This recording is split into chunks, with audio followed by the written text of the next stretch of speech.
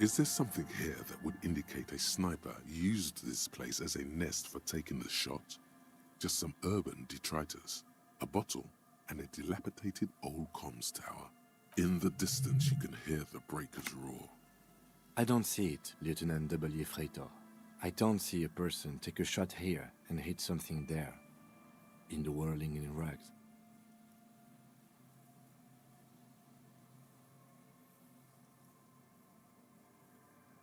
Those? A smoking assailant who favors Tumutiri to Astra or Joan? Cigarette butts are everywhere. This is a common brand for all men. Tumutiri was a Revacholian colony on Ilmaran. The suzerainty's population was mostly Ilmaran Areopagites, up to 97%. The region was known for its tobacco export, hence the name. Oh, you do? The butts you saw had a silhouette of a boy wearing a coffee hat, a tobacco picker. This boy is the Tumutiri brand logo. Contemporary Revacholians prefer Yuan, a local blend from the southern islands, or Astra, a legendary cigarette from Grad. Tumutiri is favored by older men who like its old-fashioned paper filter tips, insane amount of tar, and the sweet smells of colonialism and halva. To warm his hands before pulling the trigger? Perhaps, but anyone could have made this. The coast is specked with fire this time of year. Truthfully, this seems like a very poor choice to take a 1.2 kilometer rifle shot from. Visibility is awful. There's water vapor everywhere. I think we can rule out Biddable Prime, was it?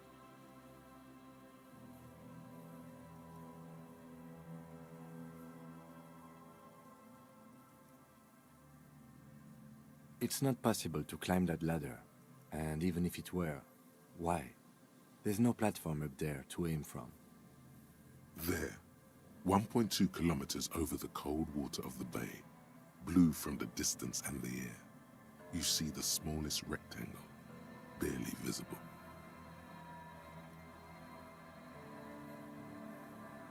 It's late. There is no light on the third floor of the whirling in rags. No shape moves behind it. Glazia must be out on the town.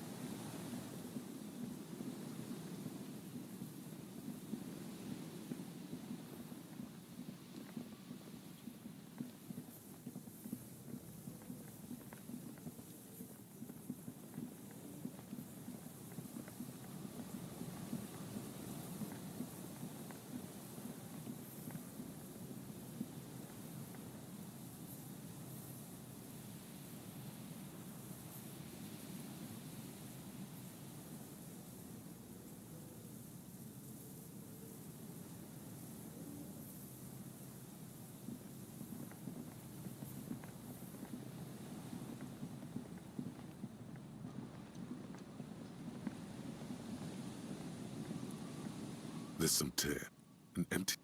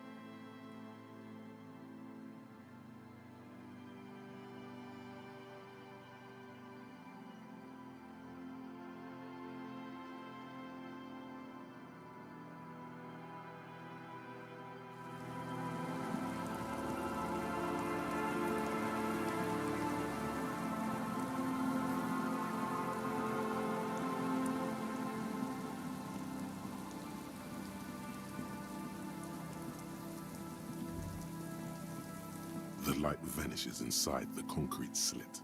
The structure goes deep under the earth. There's no echo and no answer. Maybe it's just a storm drain for the sewer. No idea. Could be connected to one of the buildings around here. We might find her down somewhere. There's an old storm drain system beneath Martinez that's mostly collapsed. Revachel's sewage system has been built and rebuilt 4 or 5 times now.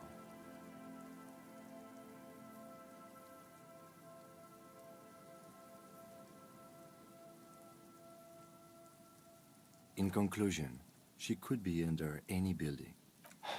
I hope not.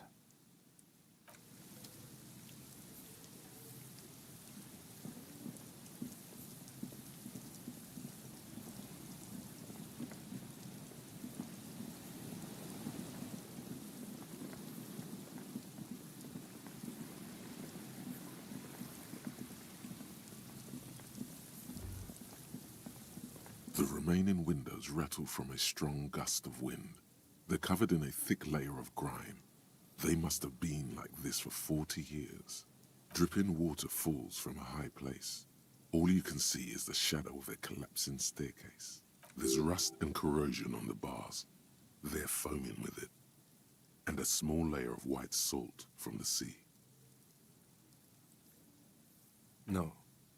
I won't even try. You know, I had a partner once. They called him Eyes, because he had to show me things. It's that bad. Well enough, actually. It's odd how that works. I'm no sharpshooter, but I pass my shooting courses 7 out of 10. His hands lead the way when it comes to that. And his shoulders. It's reflex.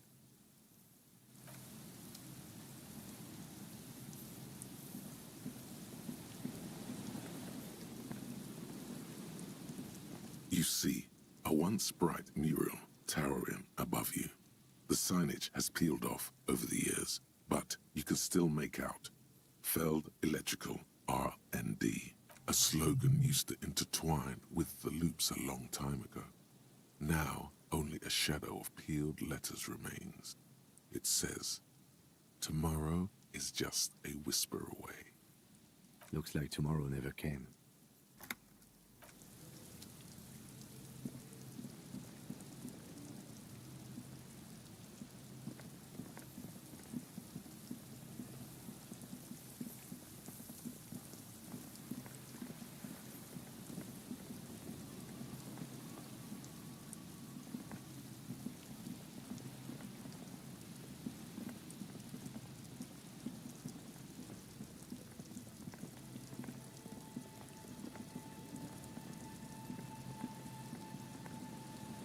Go.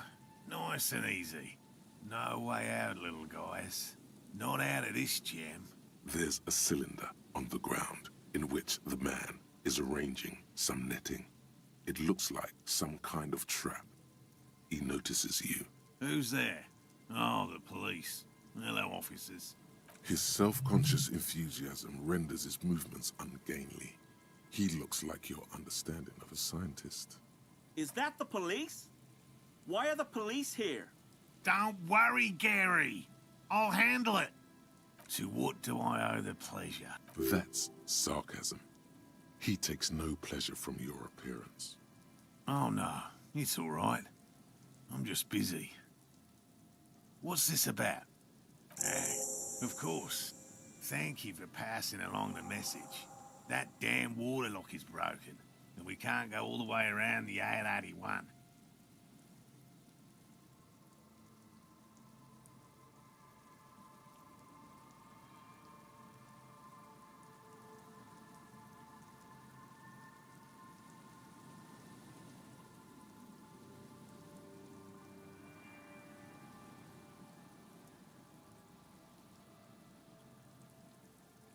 Oh, good. We should really be getting back. Gary could use a hot shower and a warm bed. Did he say we can go back now? Yes, Gary. We can go soon. If you see Lena, tell her I won't be long. Sir, your wife is waiting for you. I just have to do one more round. See if the phasmid has taken the bait. Then we're going.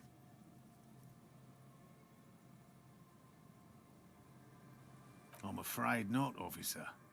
I've been busy digging around in the reeds for days, looking for signs of insect activity. I'm less interested in mammalian concerns, to be perfectly honest.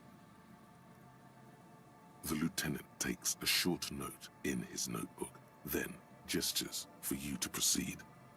And I'm eager to return to her, I assure you. But I can't leave before we finish with these traps.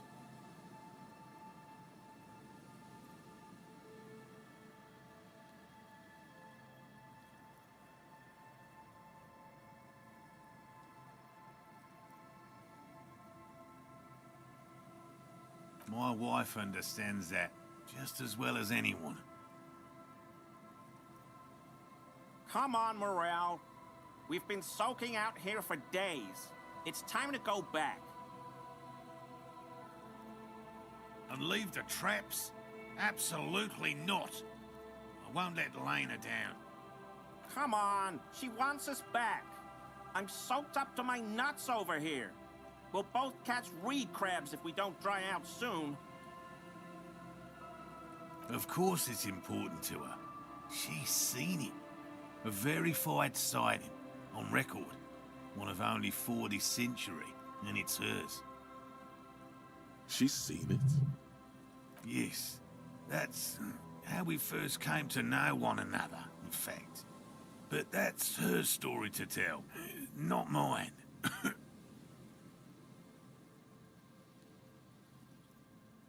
Needless to say, you must ask her about the mysterious phasmid. Suffice to say, it's long been our dream to find proof of the Insulindian phasmid together. I can't abandon course now. No. The traps need to be monitored on a regular schedule. What would we do if the phasmid were to starve while we were sipping tea at the hostel? I could go for some trap setting. Well, they may not look impressive, but Lena designed them quite cleverly, so I'm sure they'll do the trick. Yes.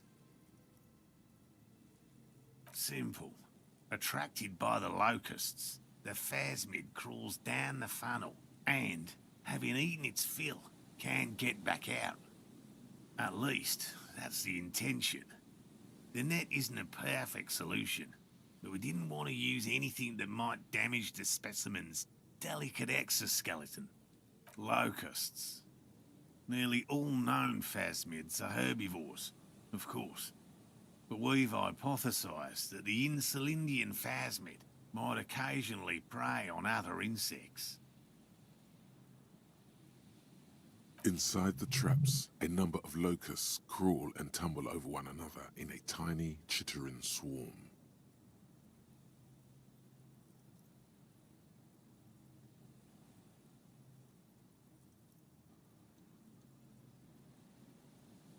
A meat-eating stick insect? Does it pretend to be the reeds as part of its ambush behavior? This seems unlikely. They'll work, I assure you. The predatory hypothesis, using locusts as bait, accounts for the failure of previous efforts by other teams, which use plants. We have given this some thought.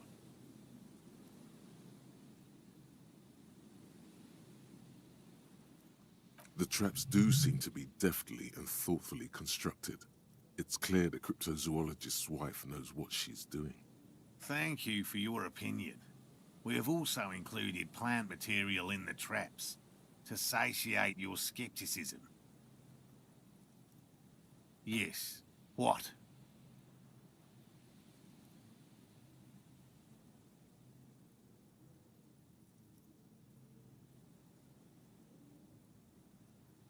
I didn't expect you to take such an interest in our work here, officer.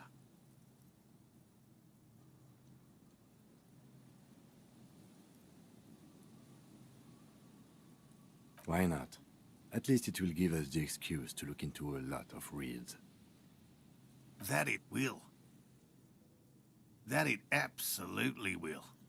I hope you brought your good boots. Bring it to me at once. Just make sure the trap is closed tight. He's not comfortable with the possibility that you'll claim the find, but he's lying about this even to himself. That's highly unlikely, officer. But in the event you do, I'll spray you with a pheromone mixture I developed. It's made of musk and research chemicals. The pheromone should attract the insect to you, or at least prevent it from bolting at the sight of you. It's quite potent. Will last you about a week. Wise choice. This is the smell of dying reeds, of longing crumbling into the water. I hope you're not buying this. He dispenses it without letting you touch the canister, so it would be precious like holy water. It is precious. A single dose cost me 50 real to develop. Not that I expect you to understand self-financing one's own research. There are 4 in total. One is to the south, on this little peninsula, by the boathouses there. It's very near.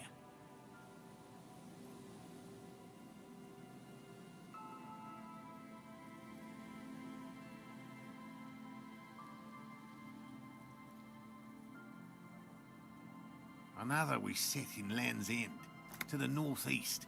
It's behind a small sand dune there, on your way to the old radio tower, after the church. The third is set near the canal, where you crossed, by a concrete slab. A big thicket of reeds going up the slope, and among them, you should check at least one of those before returning to this one, since I just said it.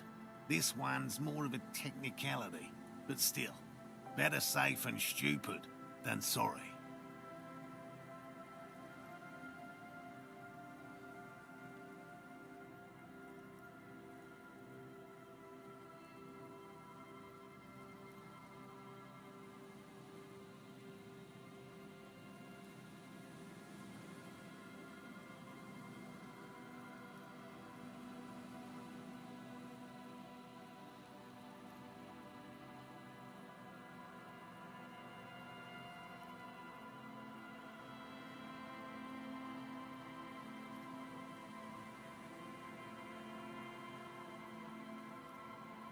Right, which means you two can pack up and go back to the boiling. Finally, someone's talking sense. Thank you for your help. Gary and I will start breaking down camp. If you have any more questions, now's the time to ask. We'll be gone once you get to it. If it's more cryptid-related business you want to discuss, you'll have time for that later too. But what if the information is vital? On the hunt. What about his eager-to-leave friend Gary there? Talk to him too, perhaps. Well, first of all, it's damn difficult to find, which is why we've been knee-deep in the reeds laying traps for him.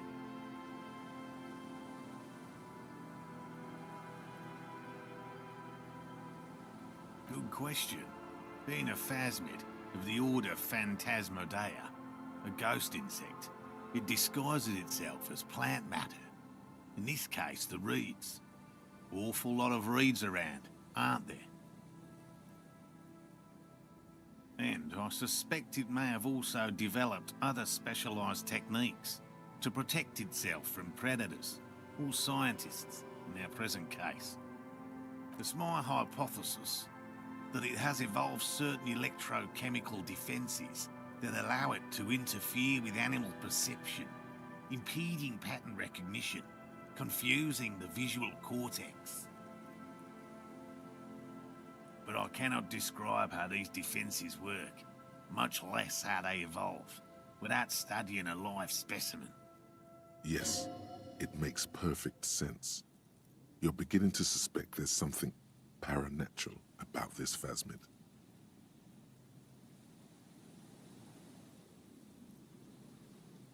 A ghost insect, he said? These people are looking for a ghost. No, that is precisely what we're not. We are zoological specialists, looking for an extant species of phasmid. I'm expecting it to be quite giant. One known species of phasmid, called the Megaphasmodea zoensis, is about the size of a grown man's forearm. So, typical rookie assumption. Insects are much more sophisticated creatures than those unversed in zoology give them credit for.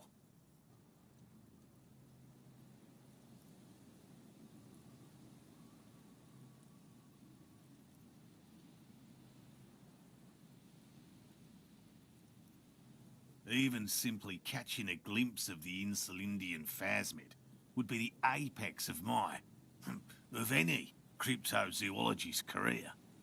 But to study it and its defences, find out how it stayed hidden so long. Very little, I'm sorry to say. No one's ever captured a specimen, so all our information is based on first and third-hand accounts.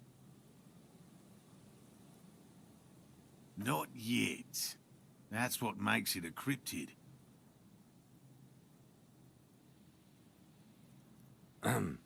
Just out of curiosity, if there's no proof of its existence, how do you know it's real? I know it's real.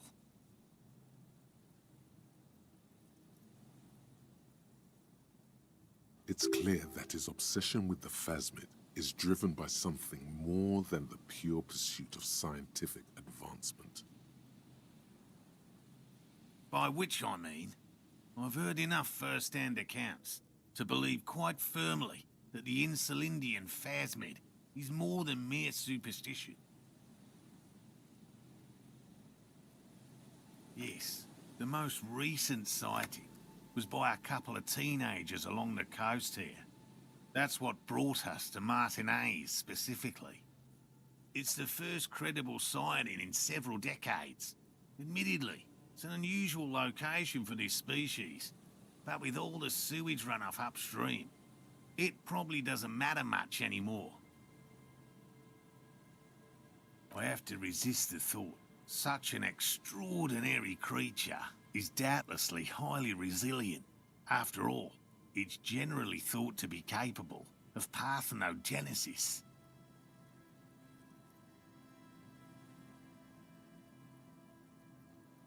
He means asexual reproduction. The females of the species don't need to mate to produce viable eggs. This makes it easier for a species with a small population to survive.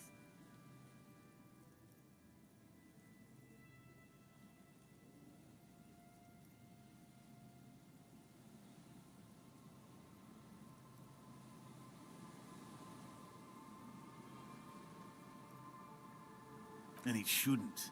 Nature does not concern herself with ethical propositions. As a scientist, my interest is strictly dispassionate. I've just always liked animals and puzzles. Searching for cryptids is a bit of both. It's not child's play, just because I have to traipse through the mud every so often. Real. I know you think one is a respectable profession, while the other is superstition. Everyone does.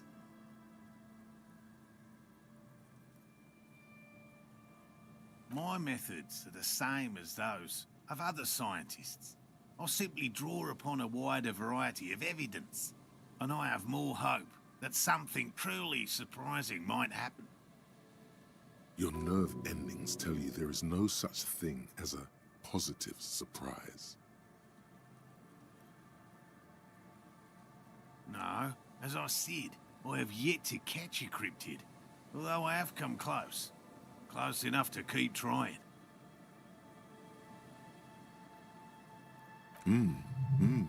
Interesting.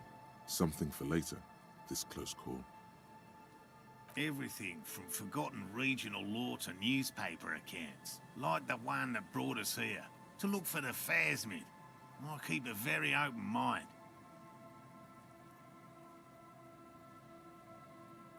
He's interested in things that people believe that scientists don't.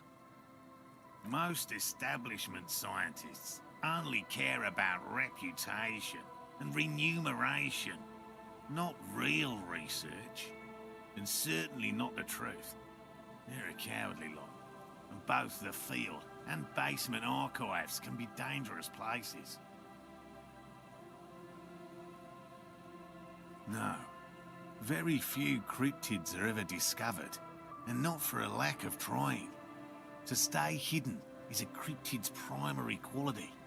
It's even in the name, cryptid.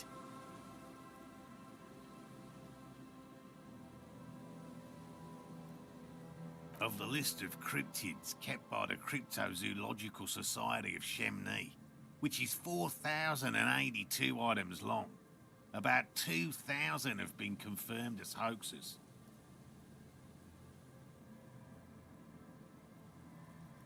Two are categorized as confirmed discoveries. The rest are in differing stages of discovery, refutation, and data collection. Yes, the Chateau Quan forest pygmy, who turned out to be an extinct species of primate, and a cave salamander from Hugo Grad, who is, honestly, quite unremarkable. It's in a zoo somewhere. We cryptozoologists are brutally honest with ourselves, more so even than the public. With cryptids, most cryptids are hoaxes or they are never found. That does not mean we should stop searching.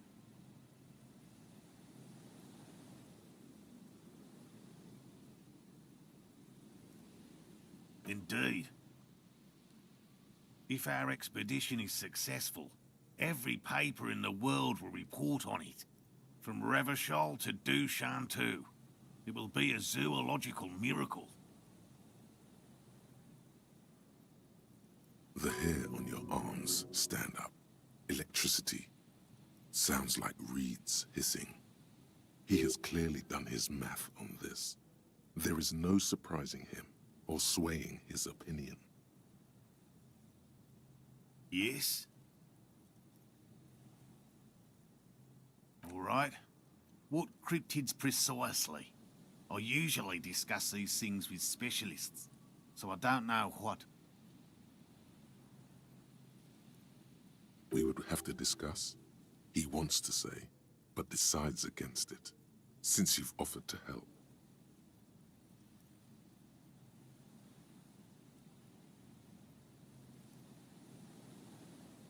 A willow person. It's a long story. One non-specialist would find rather dull. Willow people?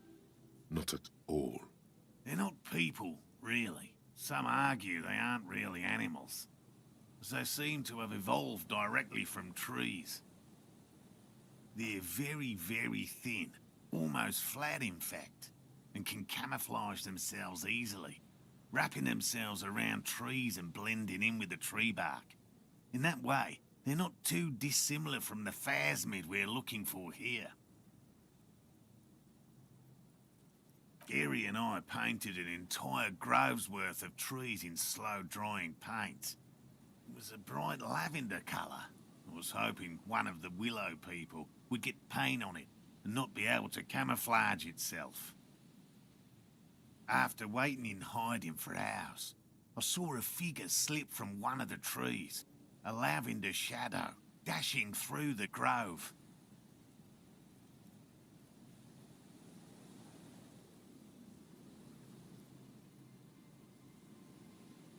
I chased it with a net. Not very elegant. You can't be elegant in the field. And, well, it was faster than me.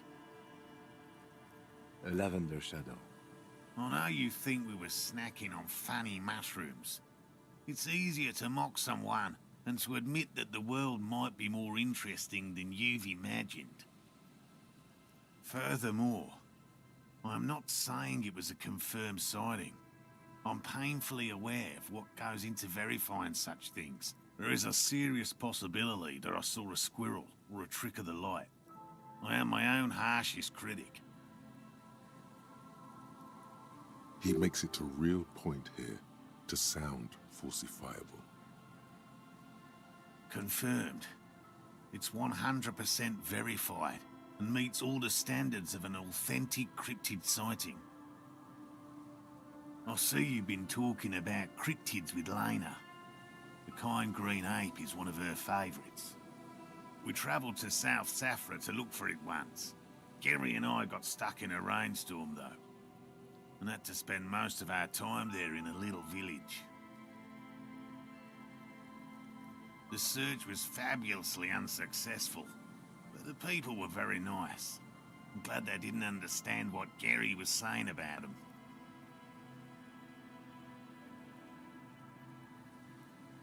What? South Safra?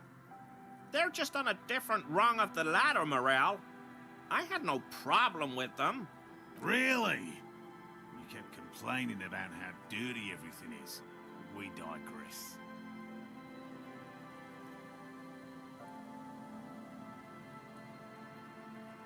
They're a nascent culture. I just didn't feel comfortable. And let's change the topic, okay?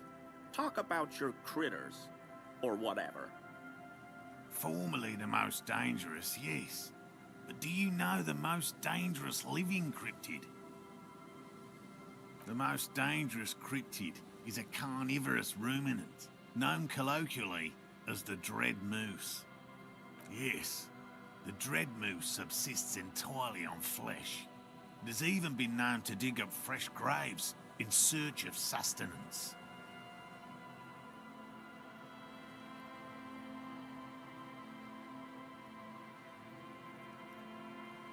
Just like an ordinary ardent moose. You can't. That's what makes it so dreadful and hard to identify. A moose that looks like any other moose. What's going on here? He's kidding, right? The bodies found in the forest are just one piece of physical evidence. There's more. The recent surge in the moose population has hidden carnivores. The dread moose are effectively removing competition for both themselves and their evolutionary cousins.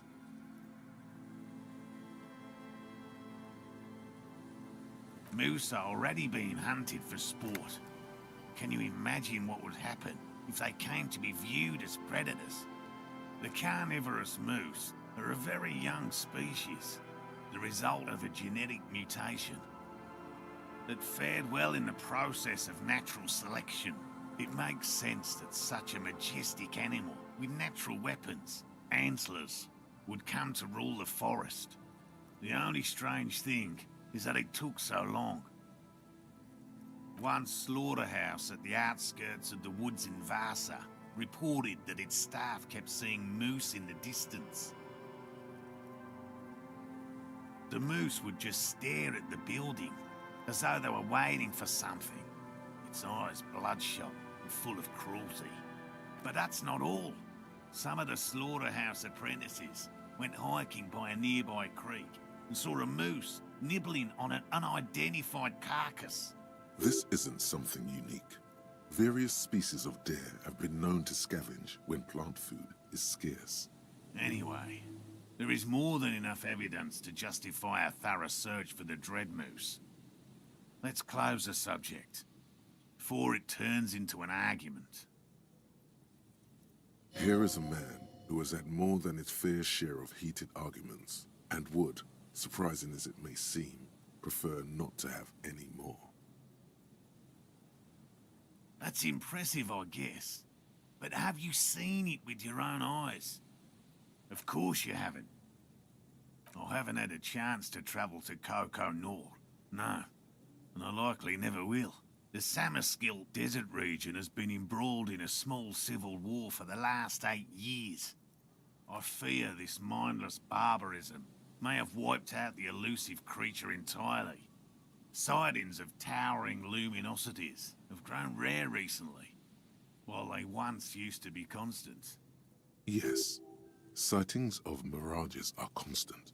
A mirage is a constant phenomenon that people have no time to report when a war is going on. It remains unclear what this has got to do with you seeing it, as he was inquiring before. He was just being defensive. Oh, everyone knows about that one, thanks to Professor Mijanu being the talk of the town for a time. Although, probably because her life ended as a result of her work in Gutler. No one remembers her contributions to the search for the Nong-Ok. A flightless cursor owl found in the Seminine Isles. Its long legs permit the Nong-Ok to run faster than any other avian. Perhaps any other animal. Who knows? When it's not hunting its prey in this manner, the Ock hangs from tree branches, like a bat, waiting to dive on hapless prey below on the jungle floor. Mijanu liked extreme animals, you see. One of the few figures of the academic establishment I respect. Really a shame she disappeared. Oh, decades ago. In the 30s. I didn't know her personally, of course. The chasm of academic pretension still stood before us, even though she had unusual courage for someone from the other side. No offense, officer, but I'm not much of a pedagogue. I don't know what I would have done if Lena hadn't persuaded me to go back to field research. You should ask her if you want interesting stories. Me? I'm not a people person, unless you haven't noticed. And I don't make a good lecturer. My strength lies in field work and persistence. This is a gruff man who's been ridiculed too many times to feel comfortable talking about what's dearest to his heart. It's in his shoulders. His face is everything.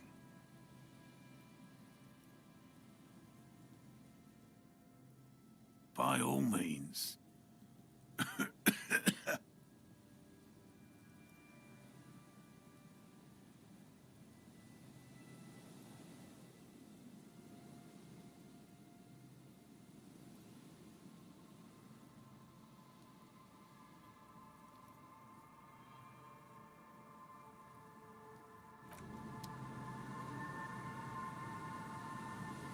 We'll be on our way soon. Thank you again for lending a hand.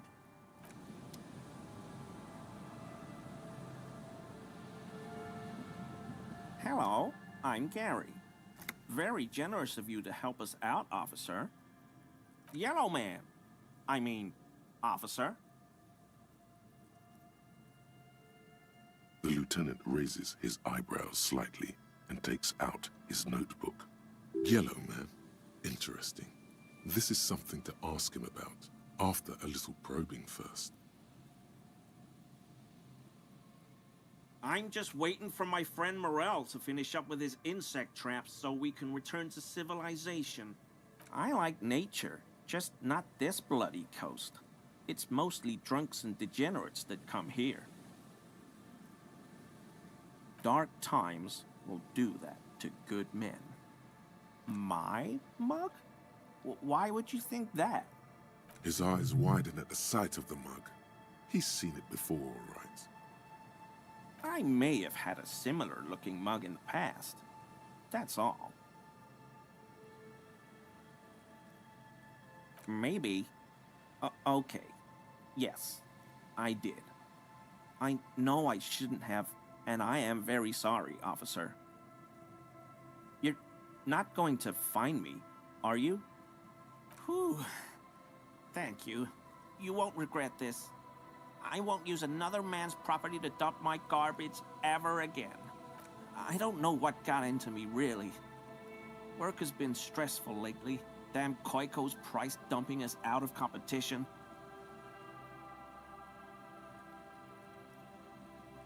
What did you do, Gary?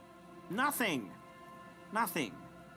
Just answering some questions. Helping out the law. I know a guy who works with the trash collection services, CS Municipal. He gave me a master key for the trash containers of Martinez.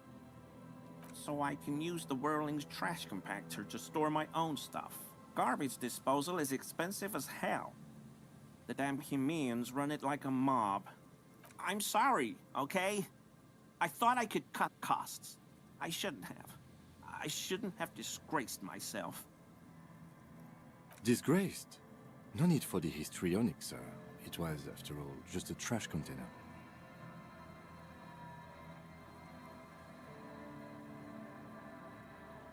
He studies his reaction. Gary doesn't answer. Officer, please, let me explain. It's not like that. I was only cleaning up. I live right across the yard from where he was hanged, and I saw him stripped naked. All the clothes lying around in the yard, smelling.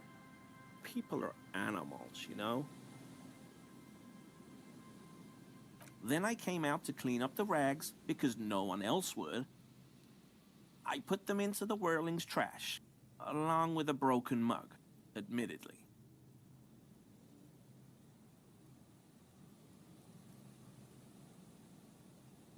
Okay. I was coming to throw the mug away, and, well, I threw the mug there and the clothes too. Right. It was just civic duty. Exactly. That's exactly what it was. Civic duty. As he shifts uncomfortably, a series of clicks, like the clinking of glass beads against one another as they roll across a hardwood floor. You've heard this sound before, but where? What sound? Really?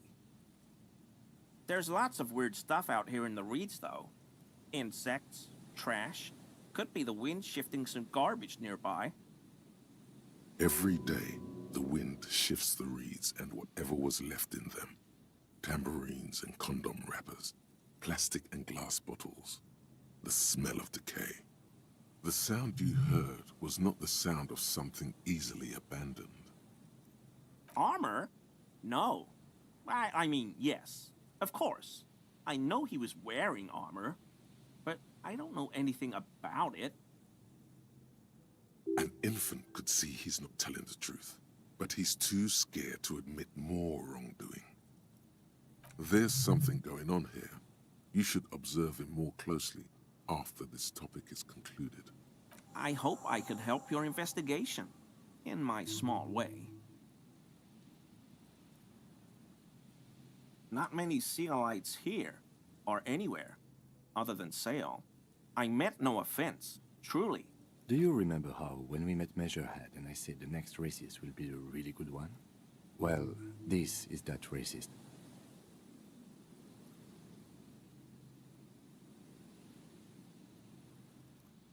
Hey, man, all I meant was there are not many Sealites around here. I'm just stating a fact. Oh, yes, of course he is. I was just speaking about his connections. Let's change the subject, okay? Sounds like some conspiracy topic. You might be able to discuss it with him when the lieutenant isn't here, if you can remember it.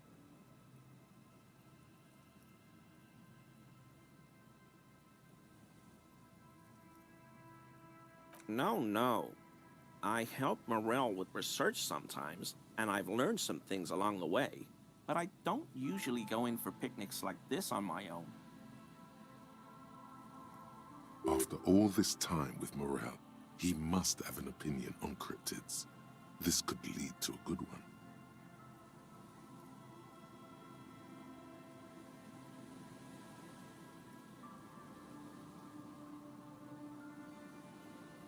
Oh, yes, the burning rhino.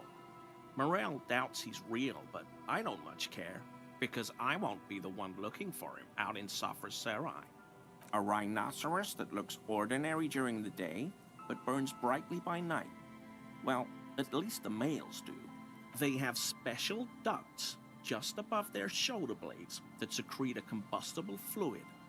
When the rhino is just beginning to light itself, it looks as though it has wings of fire. But how is this combustible fluid lit? The rhino starts running very fast to build heat, then stops, raises its head, and sparks fly from its neck, setting its back ablaze. Yeah, well, Revacol used to be a flaming rhino once, a long time ago. That seems unlikely too, doesn't it?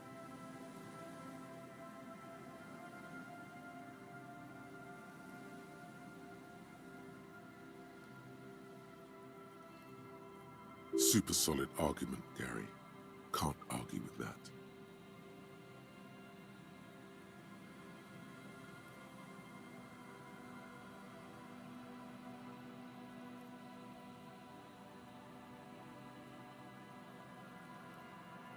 The flames are not just for decoration.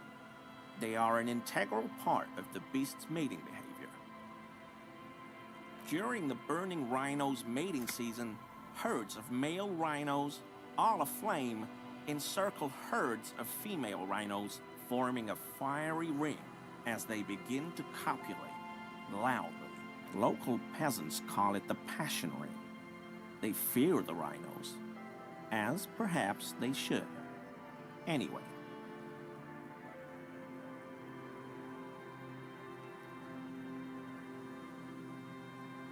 The lieutenant sighs without looking up from his notes. I told you everything I know, sir. I'm truly sorry for the mud, but I have nothing to do with that.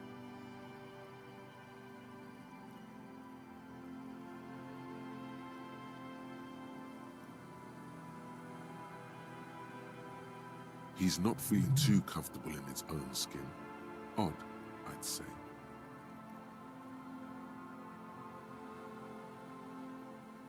Uncomfortable shifting around doesn't make him the killer, though. It's something else.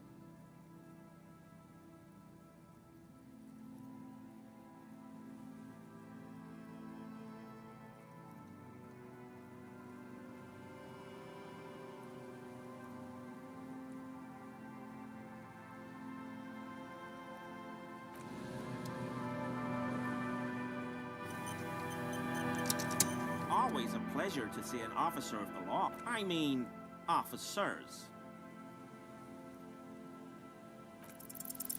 That shirt looks very uncomfortable on him.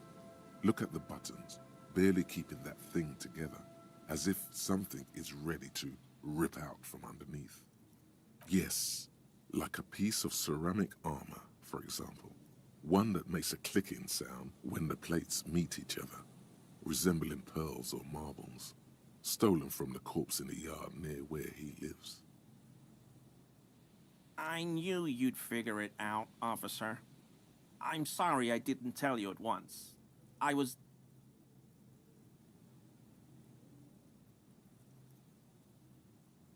ashamed of what I did, and I didn't want you to know.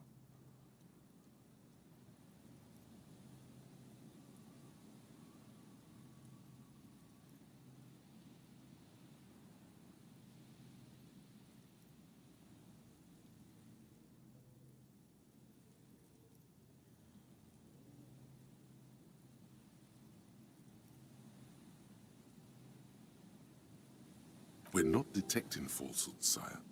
He's gearing up to admit the truth. Gary, what's going on? Later, Morale. I've got apologizing to do. No, you've got explaining to do. Everyone was picking those pieces off him, and I was watching them do it. And they'd scattered his clothes all over the yard. Everything was smelling. So I went there to take out the trash and started cleaning up. All those rags on the ground, him swinging up there, and I had a lapse of honor, sir. I thought, he's a foreigner. They all say he wasn't from here. Only the cuirass was left, so I stripped it off him. It was early in the morning. No one saw me. I took it with me. It was a mistake. Had I known it'd give you guys trouble, I wouldn't have... Fuck. It's okay. It was a loose end, and you are tying it up now. I'm so fucking sorry I called you Yellow Man. Sealite officers commanded the suzerain's navy. Most of them sided with the king when... They were thoroughly conservative men, he realizes suddenly. Because I was weak. I should have told you the moment I saw you. But The hell, Gary? You in trouble? I'll explain later. I always thought it was the Union. Some Union hardasses lynched him because of the strike. But almost everyone in town knows that. I wish I could tell you more. This is all he knows. He sighs again, hangs his head, and unbuttons his shirt fully. A cuirass that matches the dead man's boots comes into view. Soon it is in your hands, smelling of his sweat. But so light to hold, like a bag of cotton. Yes, absolutely. I will never do anything like this again.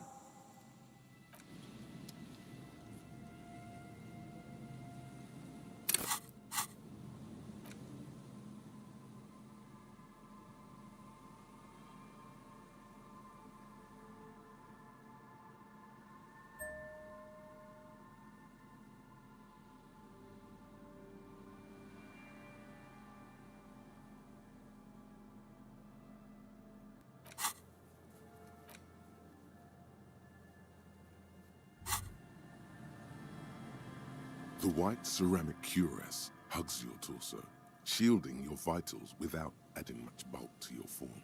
Your movements cause tiny little clicks, like dice rolling somewhere far away, as the plates reorient to your motions. The hardened vitreous enamel, at once sleek and voluptuous, adds a glow to your cheeks and a spring to your step. Just imagine what a full suit of this stuff could do for you. You really do feel more confident. Invulnerability does that. Even partial invulnerability. Remember, this is a highly specialized kinetic redistributor meant to stop bullets. Wear it. Observe its properties. See if there's a weakness in the design. For the day you have to fight someone covered in the same material.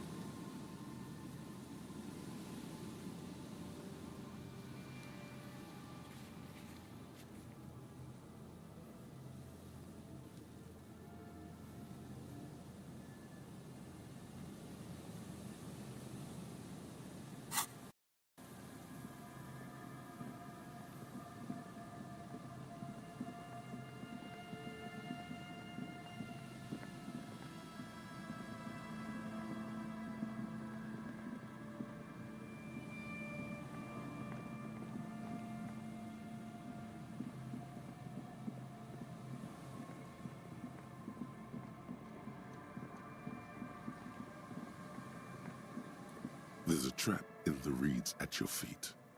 Looks like the same one you saw Morel set before. Same mesh, same wiring. The reeds rustle confidentially, while the residential building, menacing in the darkness behind you, shield them from the wind. When this district was booming, the reeds were kept at bay. Nothing obscured the freshly painted facades. Nowhere for drunks and adventurous teenagers. Locusts are crawling around in the trap, confused, but... Big surprise. Anyway, 1 down, 3 to go. I meant no offense, just... The reeds rustle confidentially, while the residential building, menacing in the darkness behind you, shield them from the wind. When this district was booming, the reeds were kept at bay.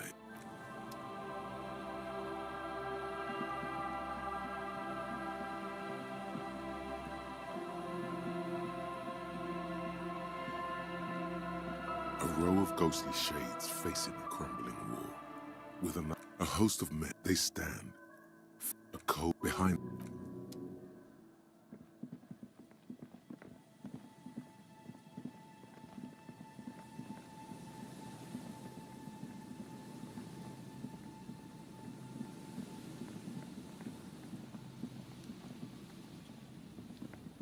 This is the trap Morel just set. Checking it over, he said, is just a technicality. But the reeds by the abandoned campsite hiss and shake.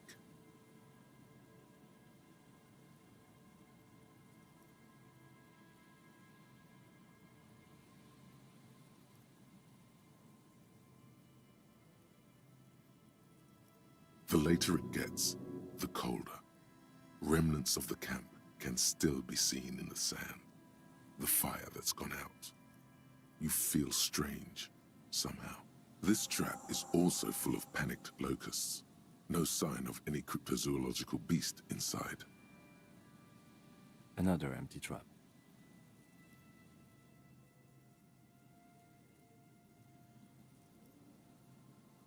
Always up for a good jog.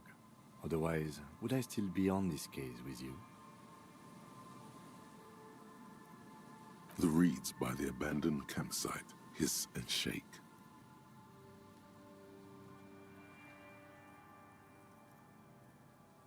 The later it gets, the colder. Remnants of the camp can still be seen in the sand. The fire that's gone out.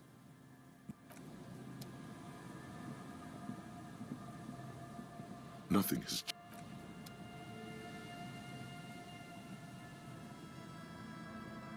Nothing has changed about.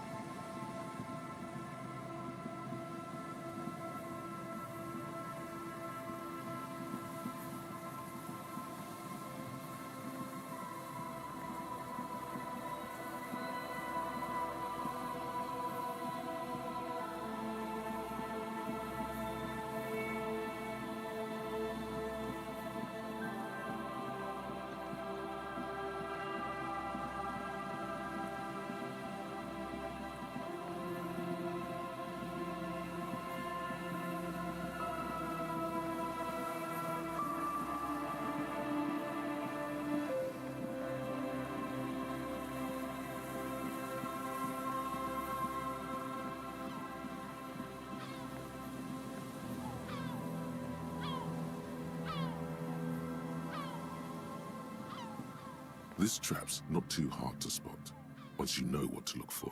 Keeping it hidden has not been a priority for the cryptozoologist. The reeds shake sadly in the coastal breeze. They seem to be waiting for something, some secret concealed in the night's warmth-less robe. The wind picks up here, near the cape's end, surrounding the narrow strip of land from 3 cardinal directions. It's cold for this time of year. Nothing but locusts in this trap as well. Definitely no cryptozoological monstrosity. Empty as all of them. One more of these and we are done. No, I'm fine. I didn't mean to complain, it's just... The wind picks up here, near...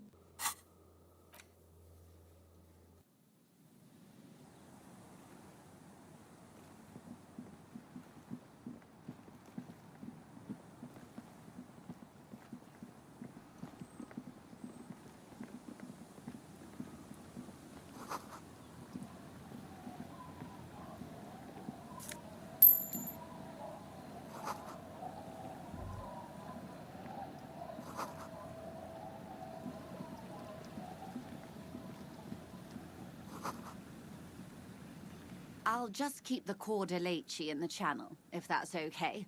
It's too shallow near the pier. Aye, ma'am. And it's a jetty, by the way. Of course. Jetty. I prefer a good jetty to a pier any day. Jetty. Hello, detectives. It's good to see you here. I only just arrived myself. What brings you here, madame? Nothing, really. I've had my eye on this jetty for weeks now, so I decided to investigate it personally. This cluster of buildings isn't on any of the official maps, as far as I can tell. That. And she's also keeping an eye on you. Spying has such a negative connotation. I did track your progress along the coast, however, and decided I would be better able to assist you from here. Then there's the matter of that little scamp in old lady clothes.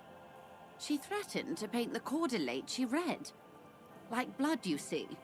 Well, I like it the way it is. White. How do I like it?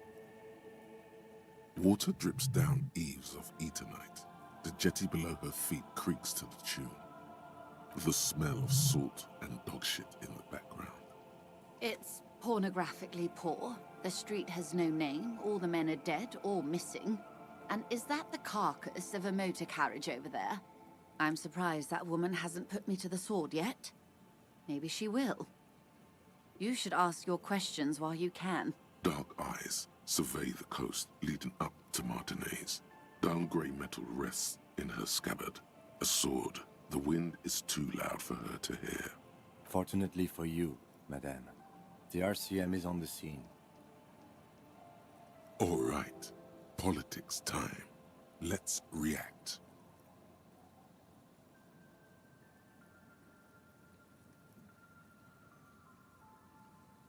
She could easily just...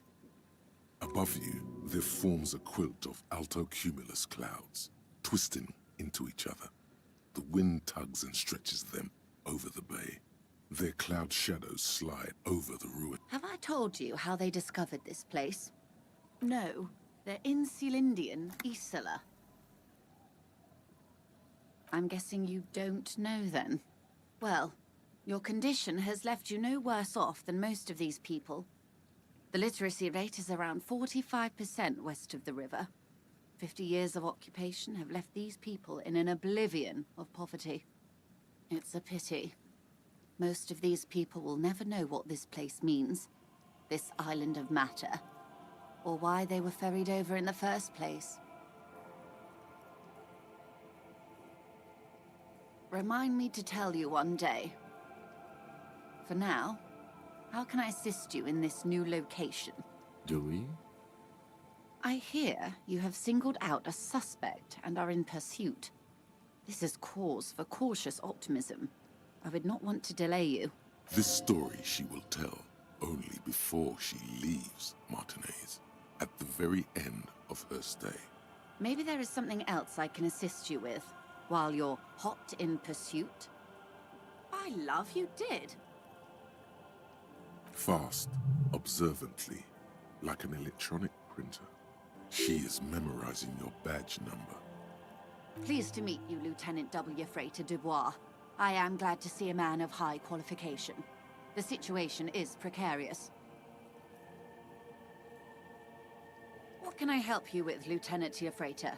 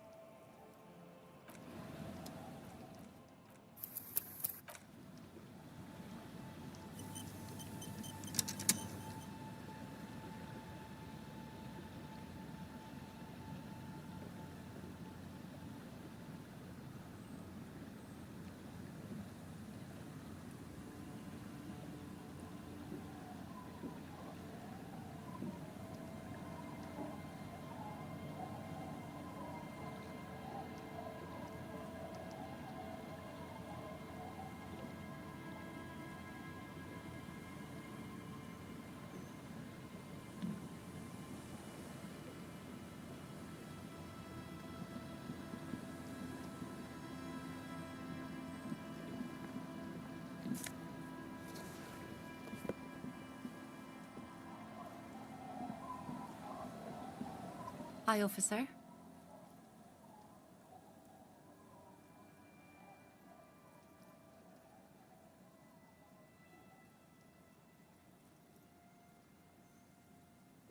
Anything I can help you with? A fishing village on the seashore. This place doesn't really have a name. It's sometimes called Elysium. The sign on the street leading here is illegible. Has been since they built this place. The name is Lillian. People call me Netpicker. I think I have time for questions, and that was actually the second one. Indeed, you're always confused as to your whereabouts. Unfortunately, the factory sold this one with a 3-year warranty instead of a story. It's to intimidate folks, mostly. Not really. I know some basic moves, and I know it sure as hell beats a knife when you're in a tough spot. But not when you're in a tight spot. Guns are expensive and fragile, I think. Besides, I got kids. Can't have guns around them, and sometimes a sharp blade is enough to keep folks at bay. From time to time, people need a lesson in respect. That's just the way it is. Back in the day, I caught the eyes of many men. And believe me, men, what makes you think we haven't? The truth is that almost everyone in this life is scared and tired and stupid and too dull for that.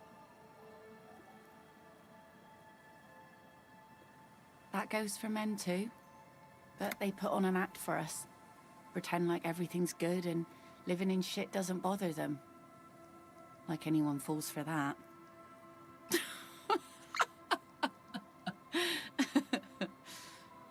Sure. It looks as if you could face down any horror in the world with that same unchanging grin. It's like a shield.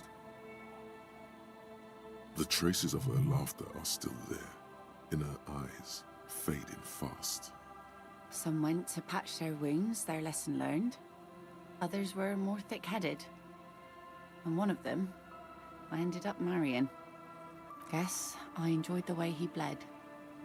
Gone.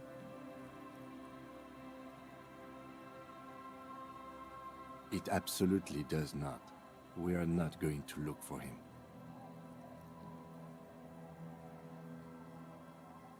No. There's nothing to find. He's dead. Lost to the waves.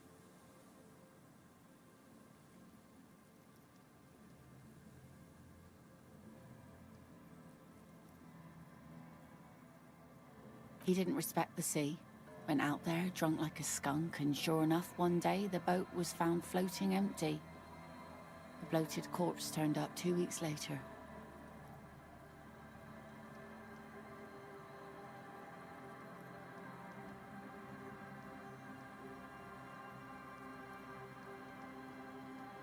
Now, before you tell me how sorry you are for my loss, know that it was 4 years ago, and I've moved on.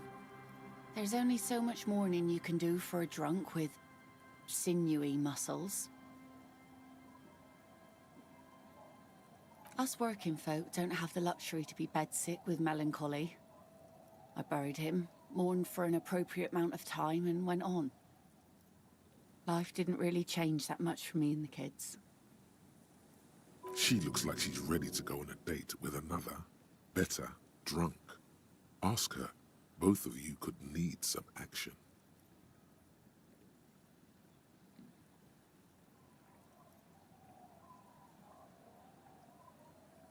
Sure is. The sun, I call her, coated with a fresh layer of tar just yesterday. It'll take some time for it to dry, assuming the sunny days continue. Aye. Sunny days.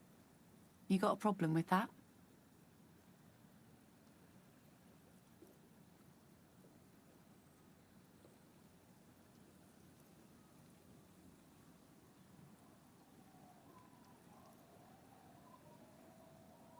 No, ma'am. We have no quarrel with sunny days. Good. It would have been bad news had it turned out it wasn't a sunny day. Bad news for the skiff, bad news for the nets, bad news for the kids. There's a moment's silence. She looks at the rain streaming down the yellow belly of the boat. Shot, huh? The boat will be ready when the sea turns and the winds settle. You can't command the weather, officer. Waves wash the sand. A skiff moves across the mirror-smooth sea, far away from here. A lone passenger, a fast sloop in the distance, white sails. My prediction, it will be at least 2 days. Like I said, fish mostly. Sail the waves, take care of the kids, pick nets. Right now I'm tarring a little skiff. Sometimes I also walk to the beach to see what the sea has given up. The sea is full of surprises. Keep it professional, man. Don't make it sound like you're hitting on her.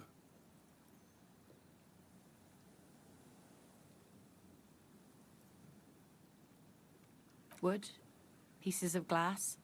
Every once in a while we see dead bodies. Human, animal, fish, other odd sea creatures. A mine washed ashore once. Bottles, drugs also. Lost cargo in general. Most of the time it's just wood and glass. All right. Major choice moment. You only get to ask one thing. It would be weird to say them all. Choose wisely.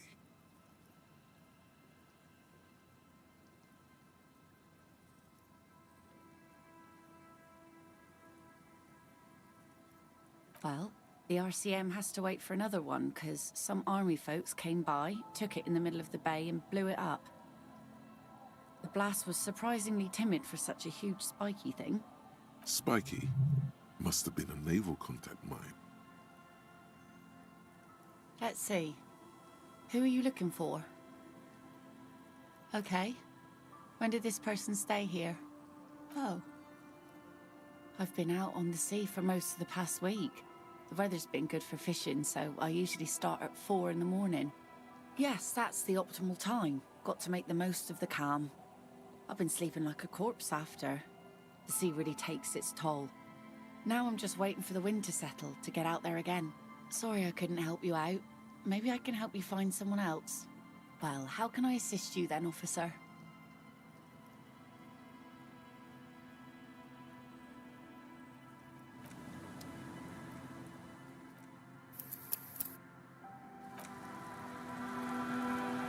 Aye, the sea's gonna calm down soon. I can feel it. The wind is turning southeast. What's on your mind, officer? Oh, that's good to know, I guess. Why is it in the sea?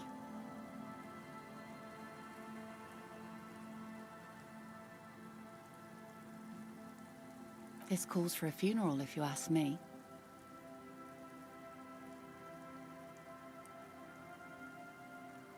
Aye. Feels deserved, don't you think? Falling in the line of duty like that and all? Why odd? Our things are a part of our life world. They're made with our human sweat and they share human history. We should care about them as we care about humans. To some extent, at least. Life world? Someone's been reading up on last century Gotwaldian philosophers. Play it cool now. Oh yeah? You won't even be able to get it out of the water before early June. And where are you going to bury it? Who to invite? What music to play at the wake? Take it from someone who's been through a few funerals. It's easiest to just leave them there and let nature take care of it. That's all we have time for right now anyway. Come back here in June and see how you feel about it then. It's not like it's going anywhere. Yes, that is a pity. But for now, let's focus on the things we do get to do. Like the murder investigation, for example.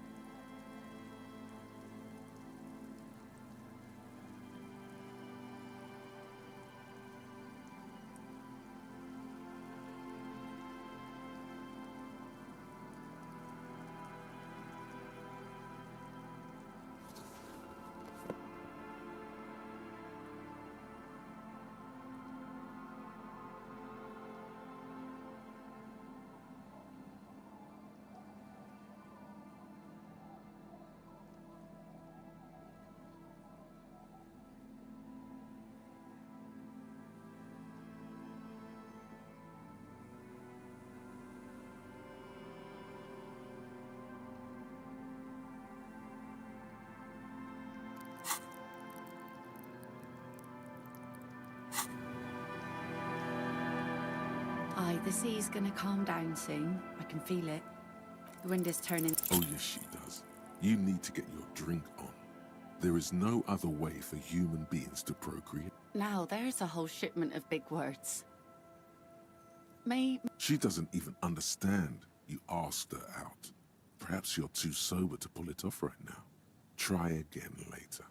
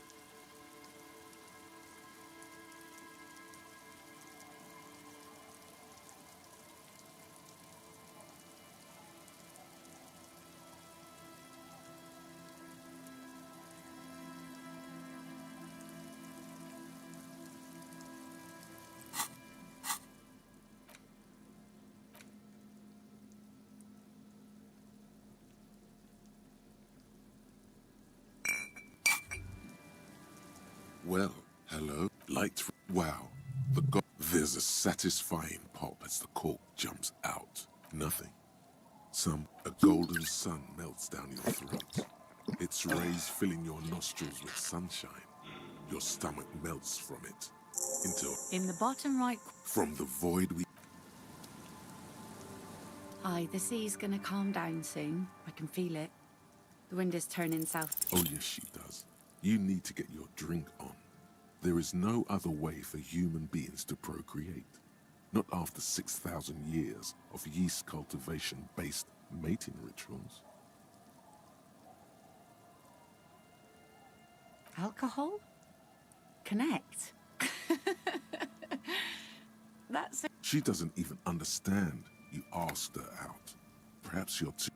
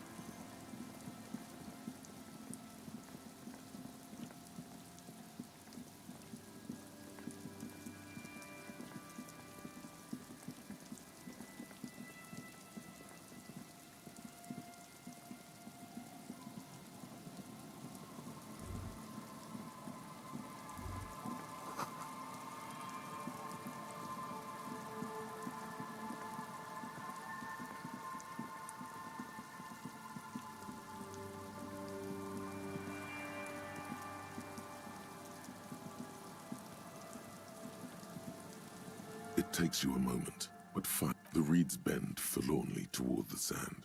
Some tufts have been crushed. The broken stalks seem like a rebuke. The sound of the city hums, the constant, distant song. The trap feels light and silent, no locust. No phasmid either, but still. Your voice echoes on the coast, carried by a gust of cold wind. Well, debate worked on something. This doesn't... The netting is a little untidy, messier than the others. Like someone or something picked up the trap and shook it before dropping it back down on the ground.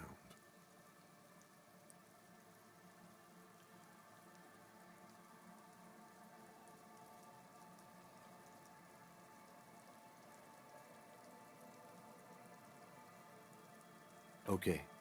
But after that, we get back to our own assignments. We've done a thorough survey of the coast now. Just running around is no longer useful. A cold gust of air dries your sweaty face, and you look to the dark shadow of the felled building in the distance, drawing you to it. What a strange sensation.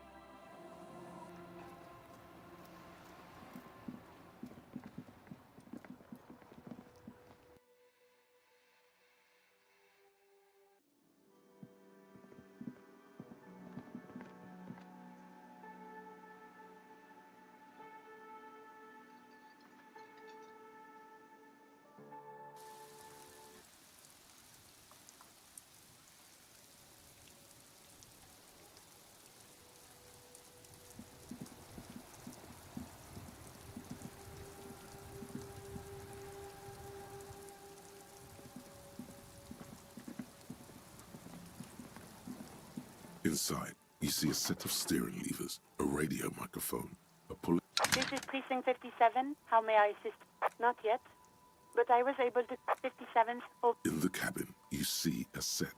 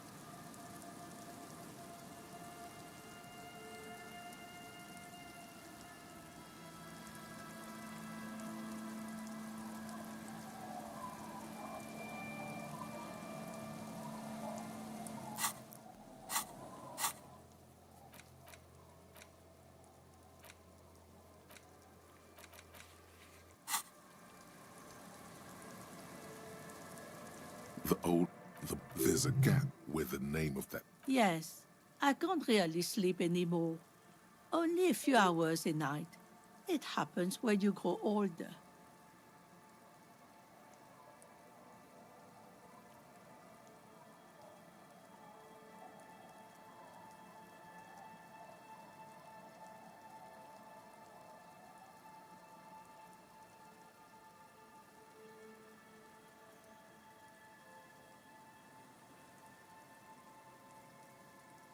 My suggestion is don't. Don't go any older than you already are. That's old enough. What's troubling your mind? Nay, I haven't seen anyone lately. Because she's blind, which you seem to have forgotten. This is my little cinder block town. I know what goes on around here.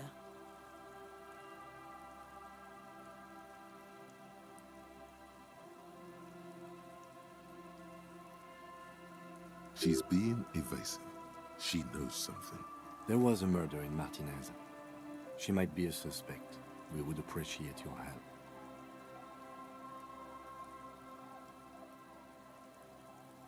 Would you now? I know how this world works, and it doesn't work when people tell on each other. Ah, I should have known. This is yet another union mess. I'm not afraid of them, you know. We are not in the habit of being afraid around here. Enough of this. She better start talking right now. There's not much to tell. People come and go. Now, was there something else? I see, ma'am. I hope you don't mind if we look around anyway. You should look around your shack. Maybe she's rented it out to others too.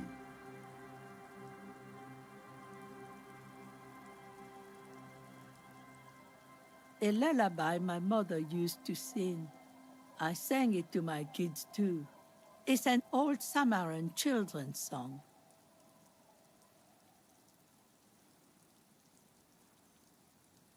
Surrender to the night.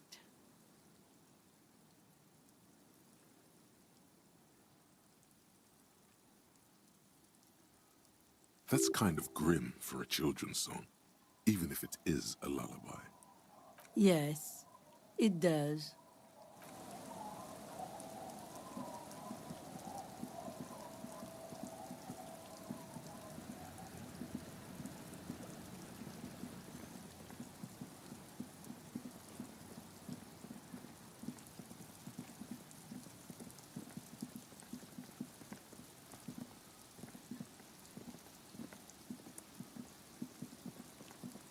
Good to see you, friend.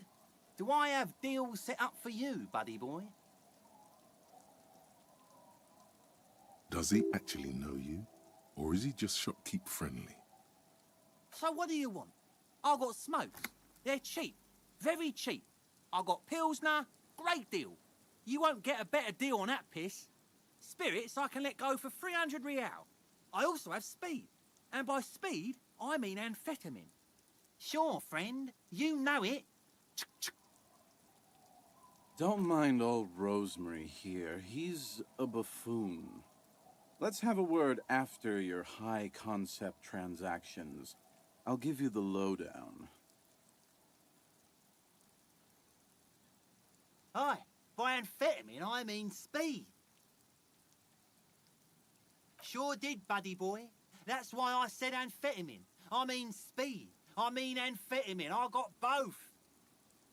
Aye, that's what I said. Good, my man. Now what can I offer you? See, friend, it's real valuable.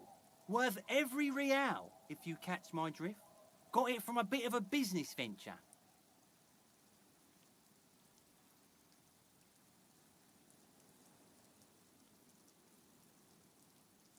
You know, it's funny, actually.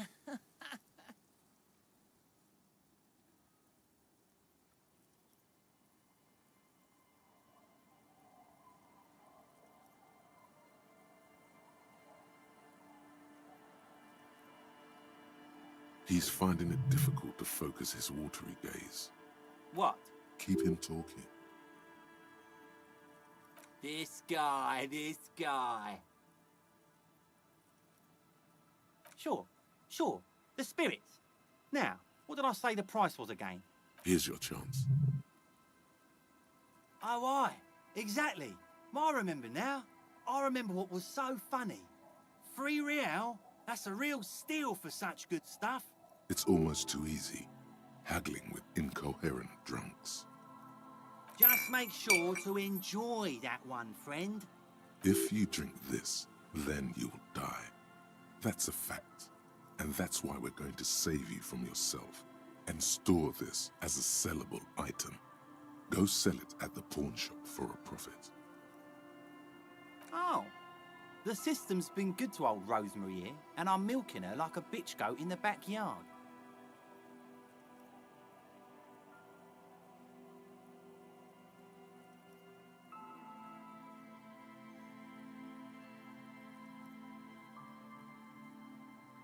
You see, friend, man makes his own luck, and I made mine real good.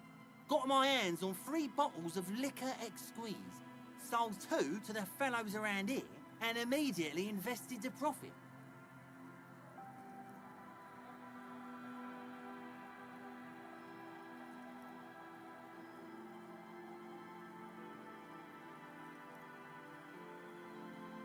Bought cigarettes, bought beer, even bought a bit of speed.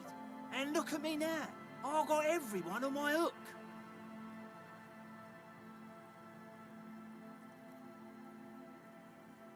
The hook? Where is it? I can't see it.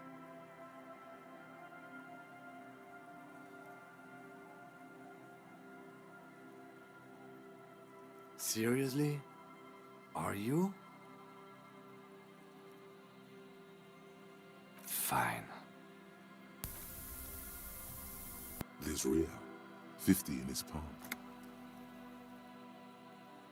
In the civilized world, it's a custom to tip the shopkeep, friend. But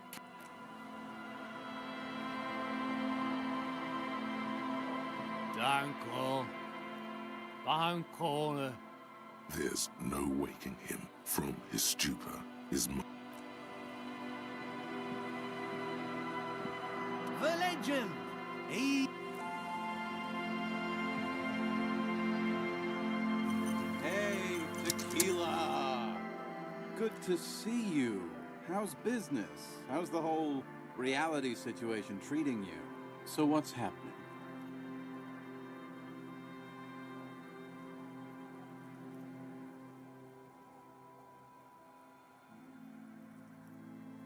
Yeah, Tequila Sunset. How are the, high-concept, reality-based adventures proceeding? He says it like it's obviously your name. Like you call someone Billy Brunel or leader of the 4th Street Gang. Good. These people know your true name. Looks like it has preceded you, Mr. Sunset. More on that later.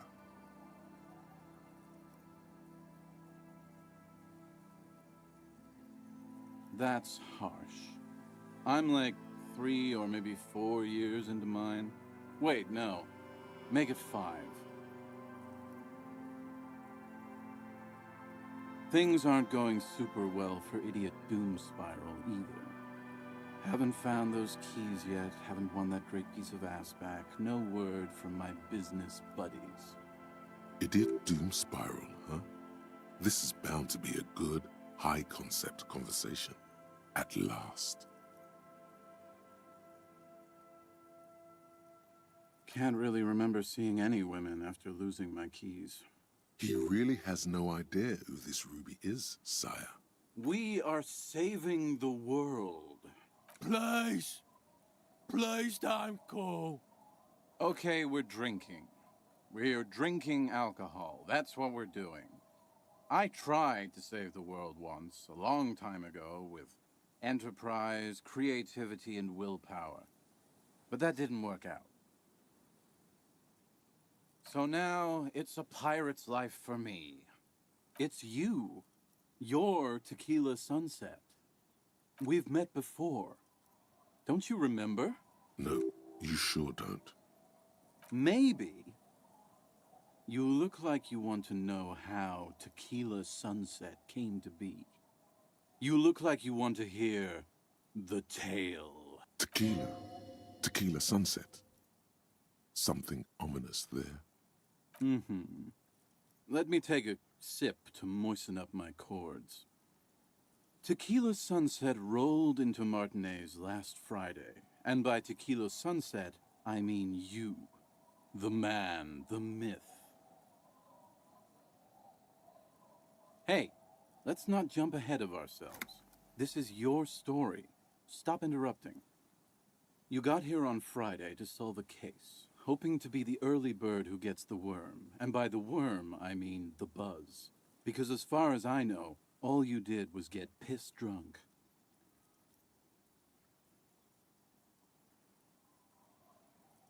Word on the street is you went around the local hostel telling people that you're a police officer, and that it would be really fucked up if you shot yourself in the head right in front of them. That's pretty high concept, if you ask me. It is. The lieutenant's brow is furrowed. He's listening as casually as he can.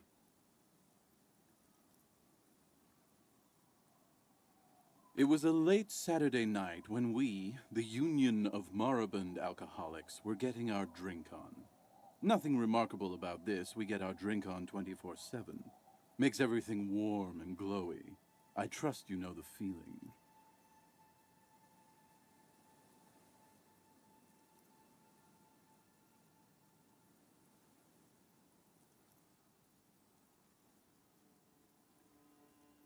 One moment we hear the sound of a motor carriage revving up somewhere on the plaza, followed by a series of dings and bangs.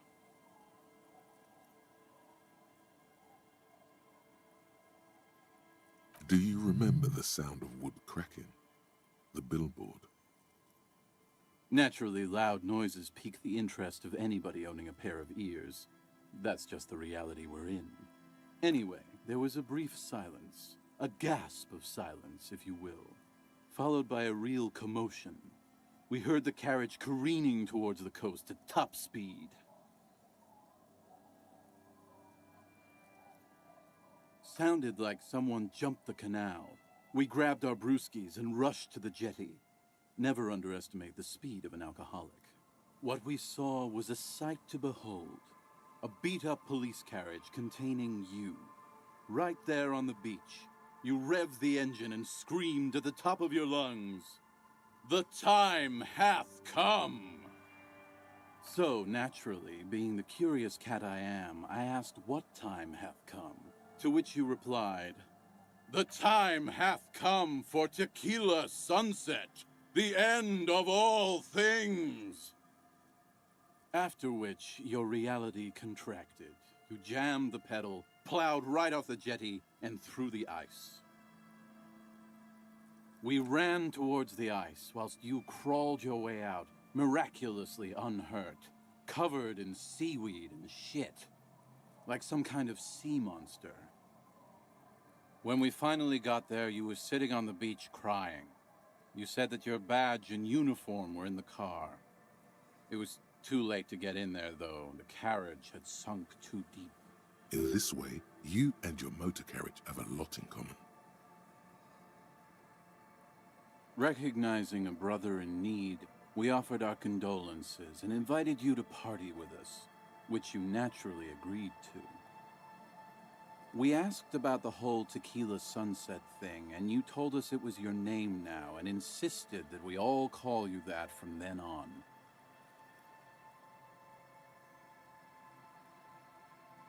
I'm not sure.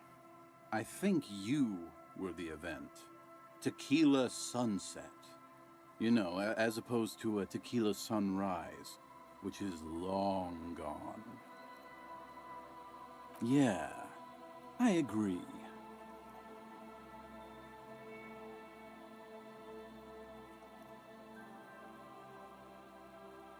Hours.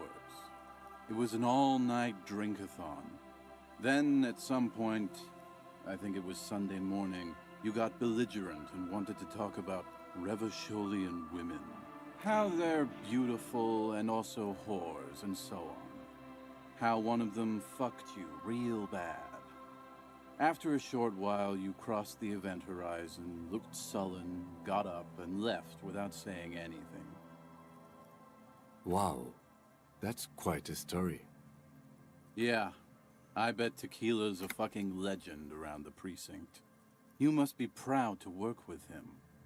If you only knew.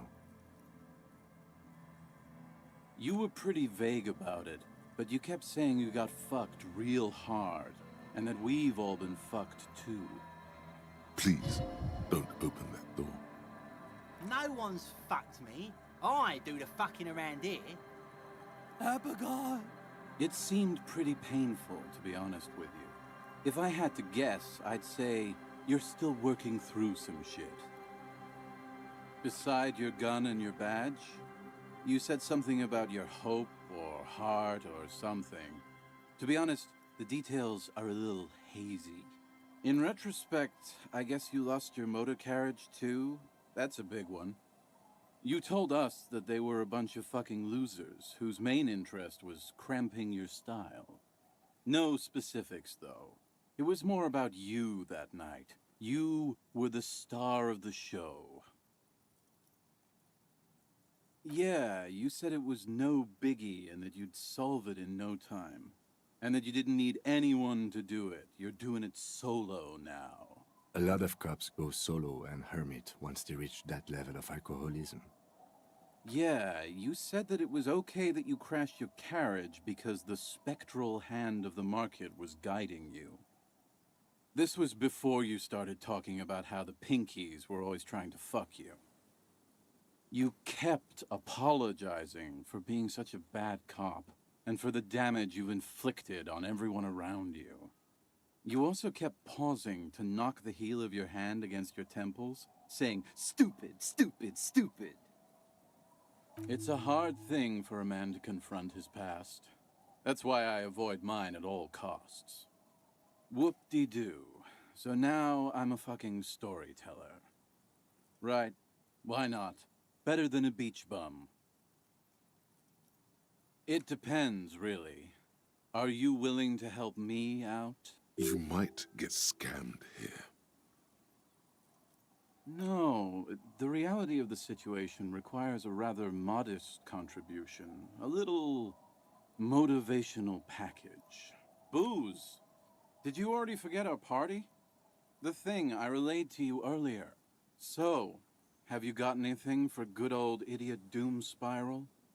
A bottle for a story. Seems fair to me. In that case, I'm not a storyteller. You too, Tequila Sunset.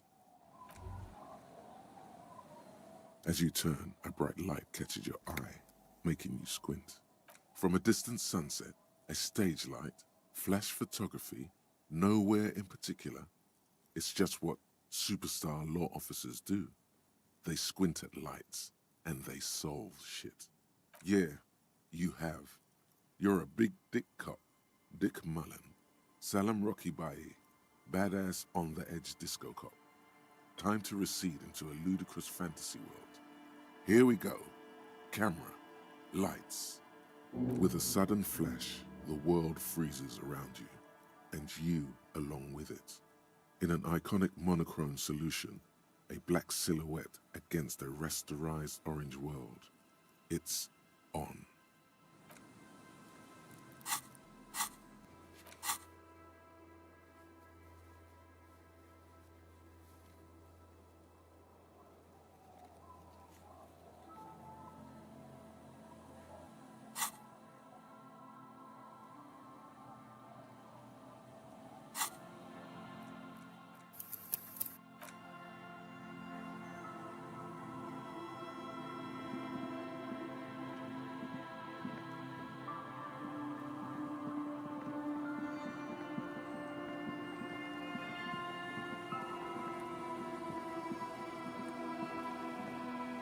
Our tenant, the policeman. It's getting cold, this late in the night. Time to call it a day.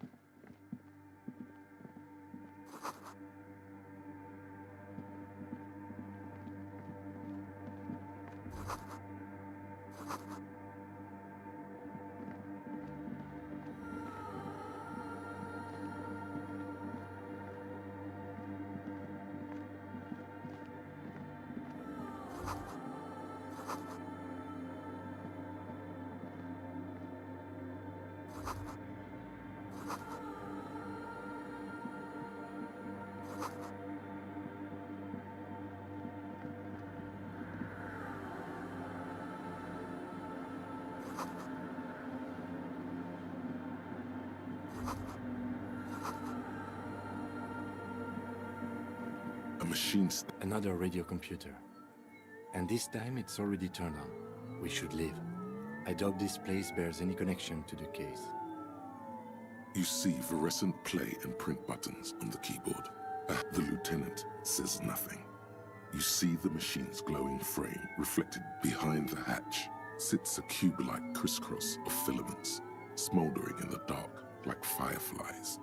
Another filament memory. Press play to talk with the repeater. The speaker comes to life. Static seeps through the machine's Good evening. Votre accident on Saint-Brune. This is the East Insulindian Repeater Station 1. It's the same old woman you spoke with through the radio computer in the doomed commercial area.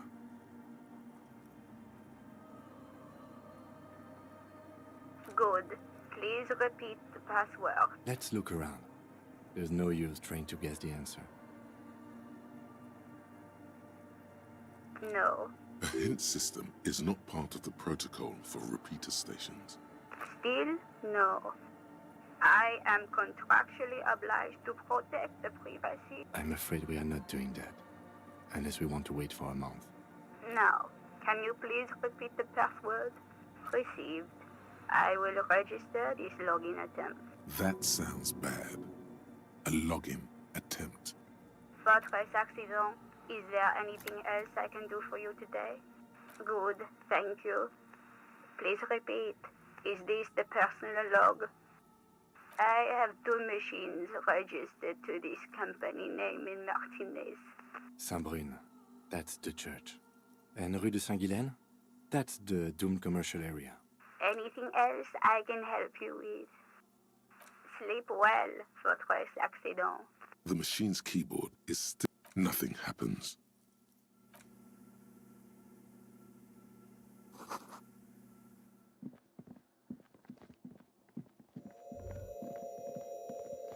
The silence in this part of the church, it's almost palpable. All the shifting matter and shuffling of living things is gone. Nothing seems to exist beyond the church anymore.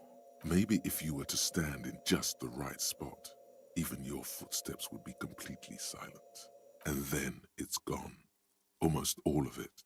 But for the faintest of hums, it seems the sound here is detached from its source somehow, if not blotted out outright. Truly unusual. You can hardly hear your own breathing. You produce a few muffled thumps, after which the silence feels even more total, somehow.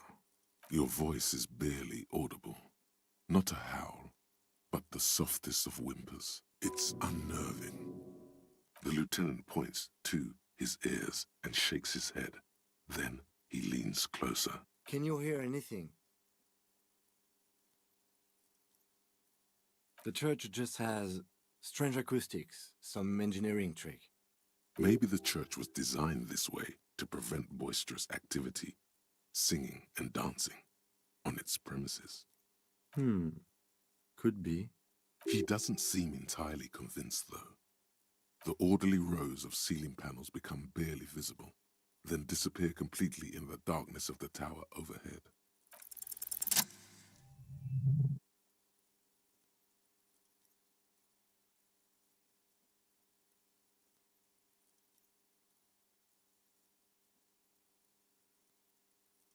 It's like there's something moving up there.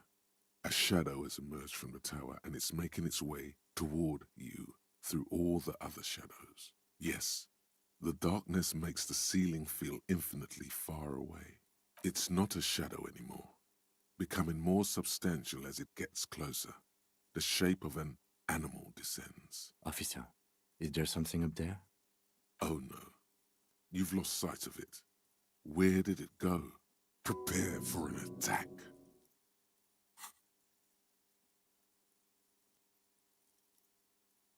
You see something hanging from the rafters, looking straight at you with dark eyes. Maybe it's possible to talk to it.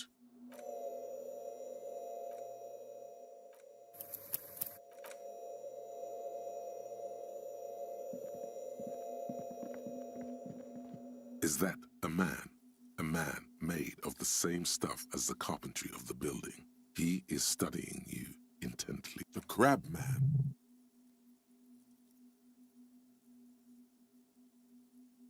The man leaned forward a little, fixing you with a steady, unreadable gaze, then speaks. Habitual alcohol use has made you into a scared little pussy, Holmes. But don't worry, everything's gonna be all right. You come to the right place. That accent is Villalobos, a peninsula in Mesk and a district in general. There's a sizable contingent of Villalobos. I'm here to receive the mother's love. You can too, Holmes. And when you ready, she will take your hand and lift you out of that despair at the bottom of that bottle. This man is obviously a habitual narcotics user. Do we really need to question him? Hey, and what was that about? The bottle again? You haven't even drank that much lately. Lay off it already. Shish. Está crudo, way. I see deep inside you. Your body and your spirit are suffering greatly from overindulgence, and you don't even know it. Not all of it. I was like you once. You don't know all the havoc El Vino is wrecking on your mind and your spirit. Necesita parar, homie. You know, actually, since we're here, you may want to pay attention to what the ceiling climber is saying.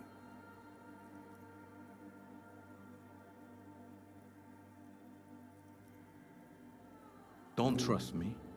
Trust the mother. I'm only the messenger, Holmes. This is the Church of the Mother of Silence. You are welcome here. You have no idea what the fuck he's talking about. Whatever it is, he's quite confident about it. Just look how gracefully he sways. 'Tis not an act, my liege. Save him perchance, he hath deceived his very self. This man is a zealot. Never known myself to be a crab. But if that's the name you got for me, I won't stop you from using it. I always thought of myself more like a flame, flickering along the rafters and beams. It may be that I gotta work on my technique. That's not the only technique he's working on. Look at those carved sculptures. And is that a satchel of tools over there? Sure am. Whittling wood used to be something I just did to busy my hands. Now I use those same hands in service of something greater than my own restlessness. It's all just for the mother, man. No need to overthink it. I was in a gang way, but my memories of that time are fading. Most of them are already gone.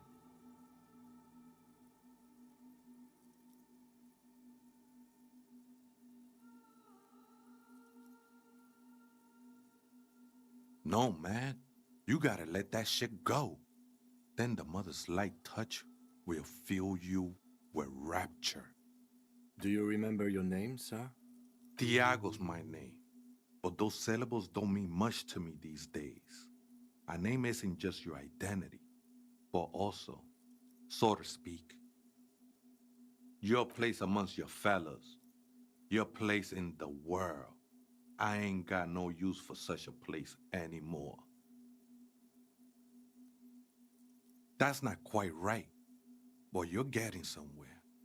Any one of us could have been anything else.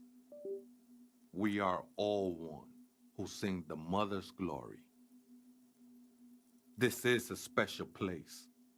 There's a perforation in the world up there, a way out into nothingness. This church was built around it for purposes of veneration. I circled it nurtured by the silence bestowed by the mother. One of these days, I'll be pure enough to go drink from it directly.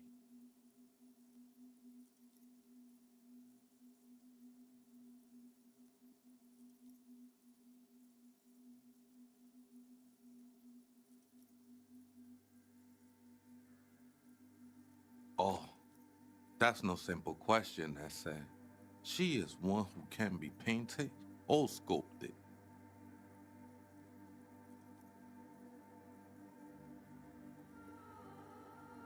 She is a cavity in the dark beyond sense. She saved me, but I couldn't describe her to you. No one can, Holmes, and no one ever will. I will be incinerated, but not destroyed. Finally, I won with the state of the world before reality began.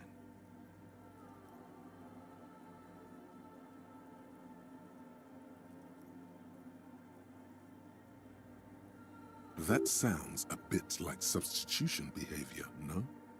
You know a thing or two about that. I'm a seraph, Holmes. I sing the mother's glory.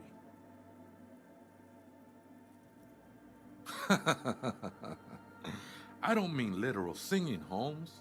This is the mother of silence we're talking about. It's the singing of a burning heart.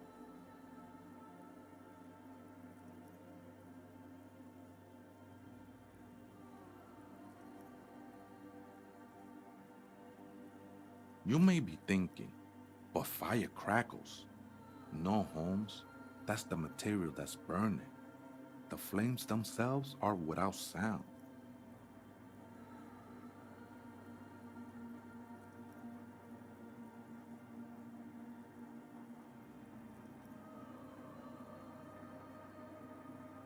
Hard to say.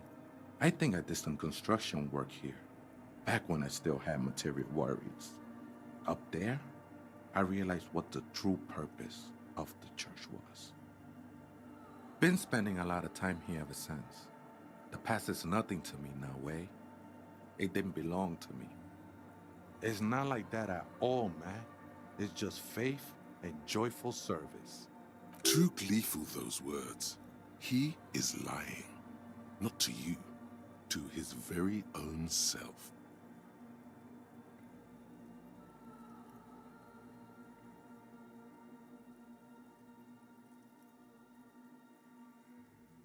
I know it will take time. Don't sweat it. The sinewy figure lingers on the wooden beams, blending into the shadows. The ones in the tent outside, right? I see them. Guessing they're the ones who call me a crab. Probably scared of me. Why not? They wouldn't bother me none. I'm usually way up there, imbibing. Ain't no music on earth that can reach where I go. Might even be nice to have some company. Police raid a while back. Did you witness it? Not really, or at least I don't remember much of it anymore. The mother's love has done its job. That's what's so great about the mother. It lets you forget about everything.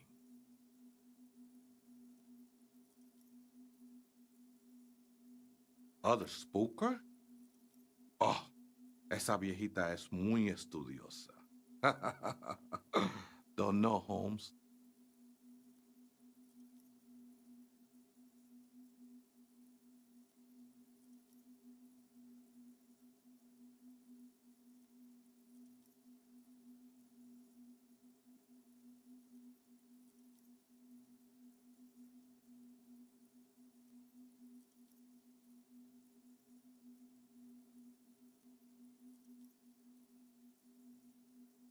Viejita is grandma?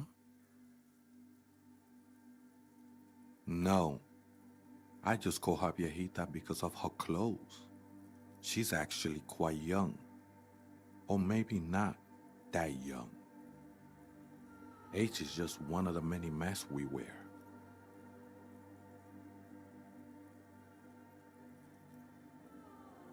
Wait, what if it's Ruby? Did it ever seem to you like she was hiding here from something? You mean like a fugitive? No, man. Quite the opposite. I don't think she cared much about authority or anything else for that matter. Maybe only about her machines. I see. And where is she now? I told you, Holmes. I don't know. Don't really follow her comings and goings. Just see her typing on her computer now and then. We got different interests. I'm afraid not, Essay. You just have to wait until she comes back, or search through her radio computer.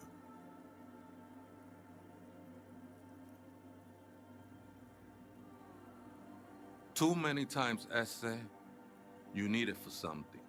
Surveys are a good way to fish for personal information, especially in the name of public safety. Don't sweat it, vato. The password is afterlife death. What you think of that?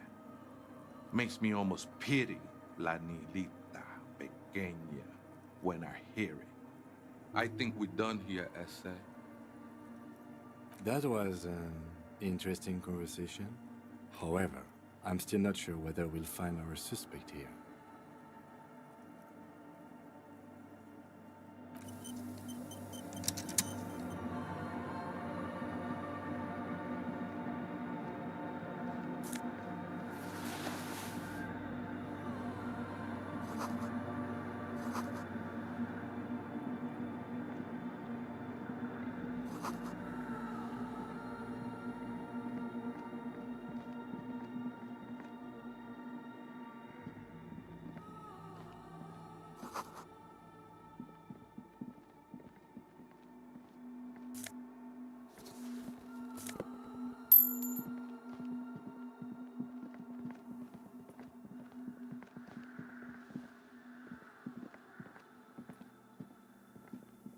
The machine's keyboard, Good evening. Good.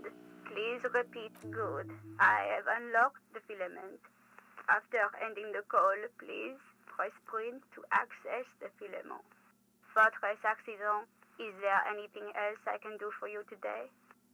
Sleep well, Fortress Accident. The machine's keyboard is still illuminated. The printer prints out a long text document with dated paragraphs.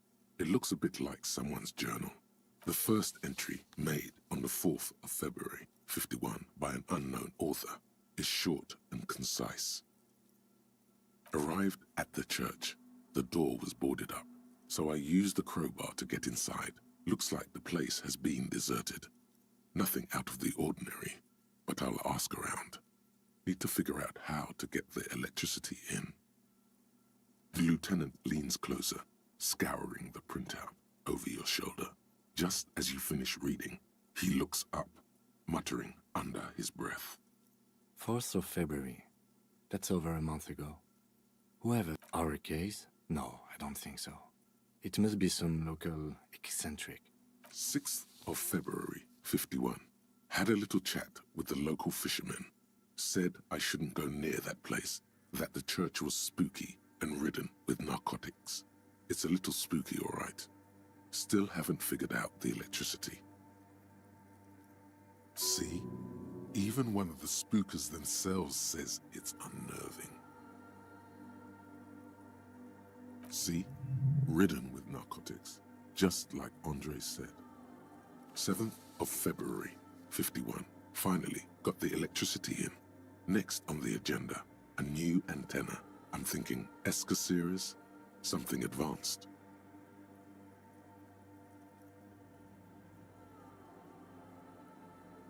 Why would anyone need any of this equipment here? 8th of February, 51. Bought the antenna, had some problems setting it up. Called Simon for help. Heard the others are back to making art. Drinking somewhere out of town. Sulislav started a rock band again. Lexi has been seen asking money from strangers. But at least the artists have their act together. They're qualified labor. They can get work anywhere. graphic design, ads. The programmers are doing fine too. I mean, they're programmers. The writers, though, they're fucked. I just have to find out what caused that data loss and be done with it. Still don't understand how it managed to wipe out the backup, when the backup wasn't even connected to the front. I know. Everyone thinks it's impossible. They say I must be lying. I'm here to set it right. Seems like something to do with radio computers. Unfortunately, I don't know enough about them to understand what the author is saying. Something about the backup data getting destroyed, and how everyone thought it was the author's fault. Let's just keep reading.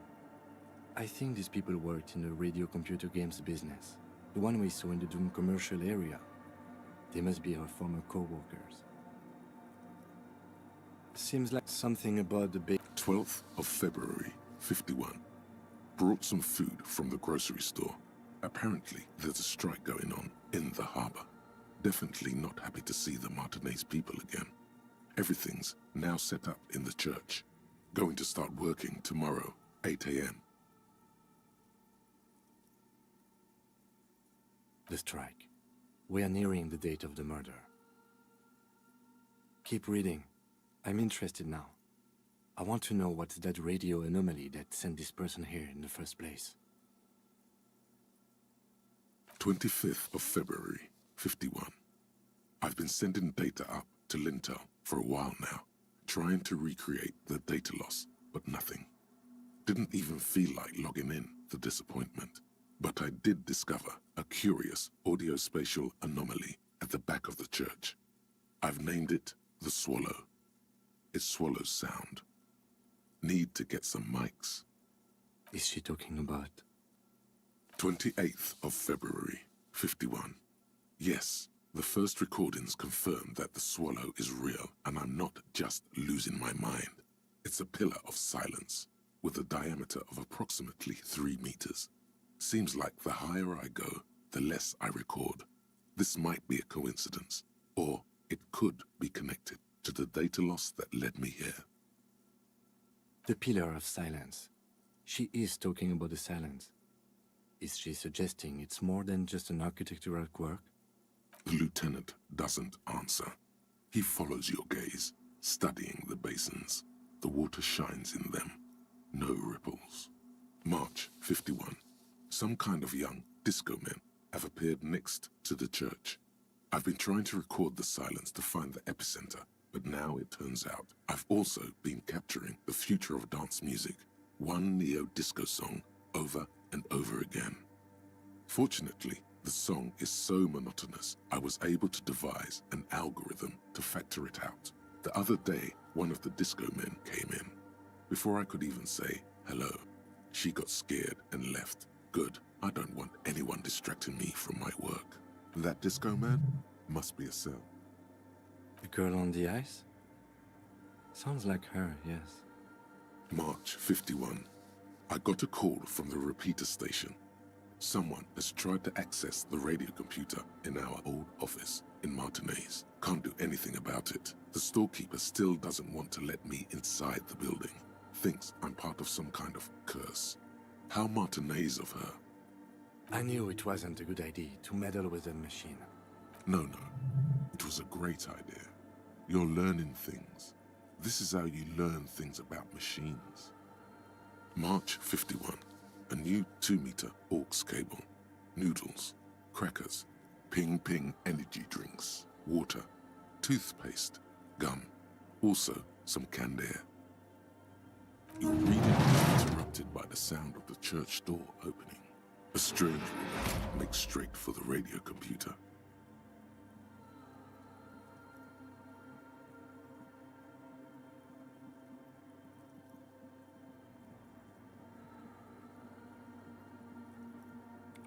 Breaking into my radio computer, I see. Yes, you are breaking in, but not into her radio computer. You're a master circuit bender. I do apologize for the intrusion, madame. We are with the RCM, you see. There are no coalition military data links. And even if there was, you couldn't access them over a civilian network. No one's hiding here. It's just me and my computer, and it has been this way for weeks. Now please give me some room. I need 2 seconds to see that you haven't destroyed anything. We should talk to her after she has rebooted the machine.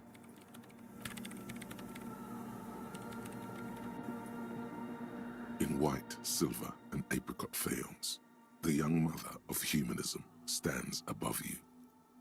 A crack runs across her body. She is impossibly tall, oval-faced and sad. This is her innocence, Dolores Day. Cradled in her arms are a pair of glowing lungs, clearly visible from underneath her flowing dress. Cold wind seeps in from the crack in the glass. Snowdrifts cover the floorboards at your feet. Above, you feel her multicolored eyes on you, inspecting you as if under a microscope.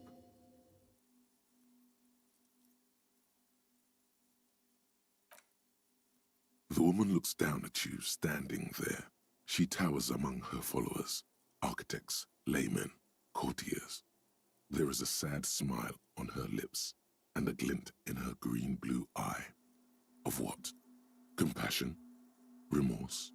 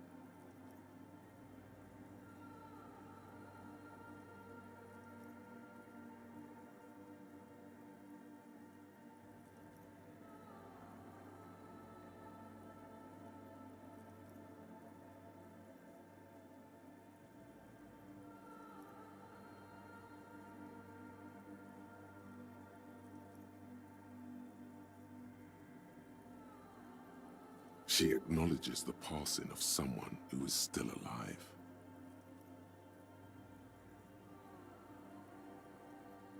As that great and desperate thought passes through your mind, the lieutenant draws an X-shaped cross from shoulder to shoulder.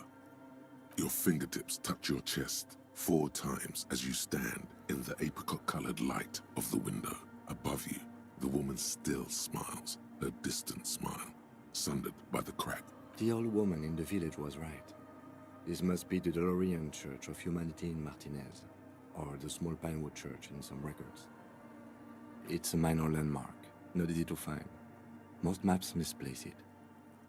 It was built not long after Revachol's founding, 300 or so years ago, by first-generation settlers.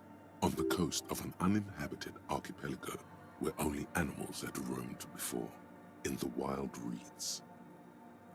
There used to be 7 stave churches on the coast. Les Sept Sœurs, they call them, the 7 sisters. Only one remains. The rest were burnt in the revolution or used for building materials. We should be respectful here, although the building appears to be deserted. I do not believe we'll find the instigator here. Something else, perhaps?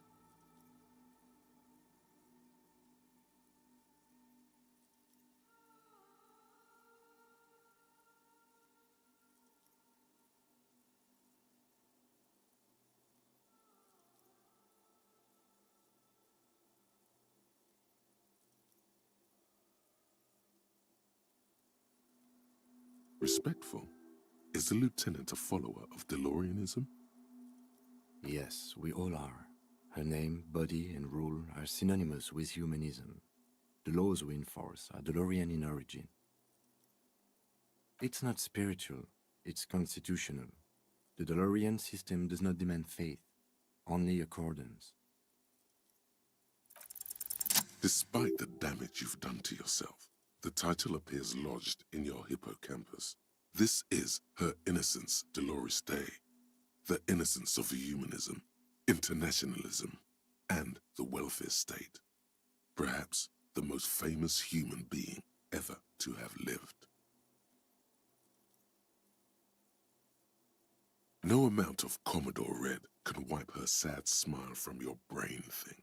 It has survived the deluge and haunts you still, and will haunt you forever as it haunts all men.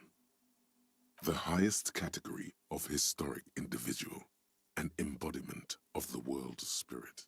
More, an innocence is elected to office by the founding party, a precedent that has taken place a mere 6 times in the entirety of history.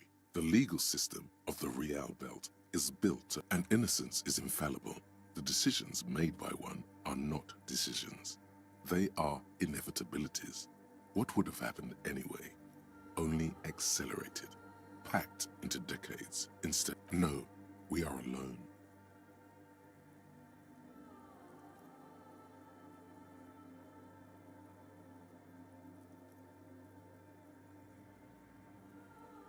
"300 years ago, in the wake of the discovery of this Isola, the Insulindian, by explorers from the continent of Muindi, she is, among other things, the innocence of inter-isolary travel and the connected world.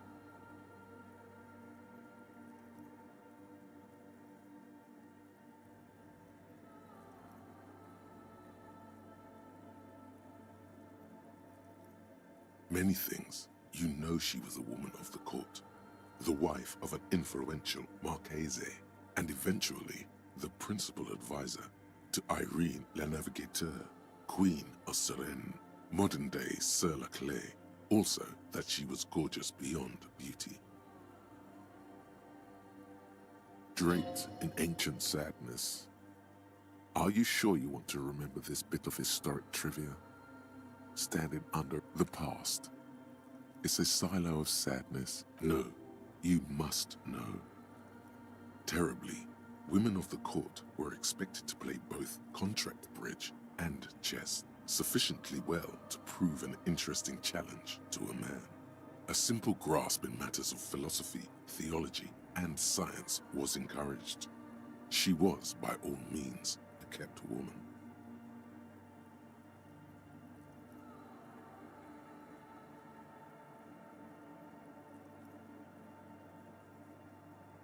She made the most of her position in the anti-DeLorean court, a court visited by the most prominent thinkers and artists of the day.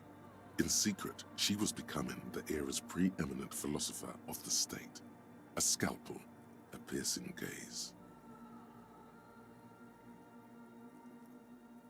She was an almost preternaturally magnetic and intelligent individual. To her contemporaries, she appeared out of time, a messenger from the future of the species. We all fell in love with her, head over heels. Even before she was declared an innocence, her influence was tremendous.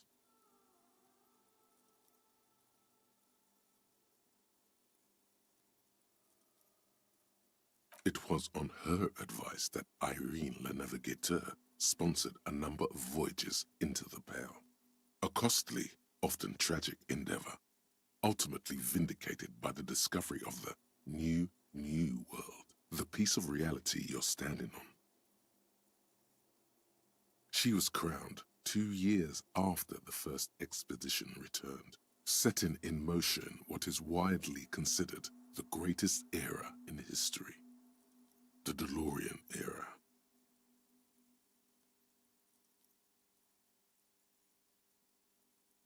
Wow, indeed. When her innocence was declared, and the queen she had advised for years fell on her knees before her, she was so overcome with emotion that her lungs started glowing in her chest.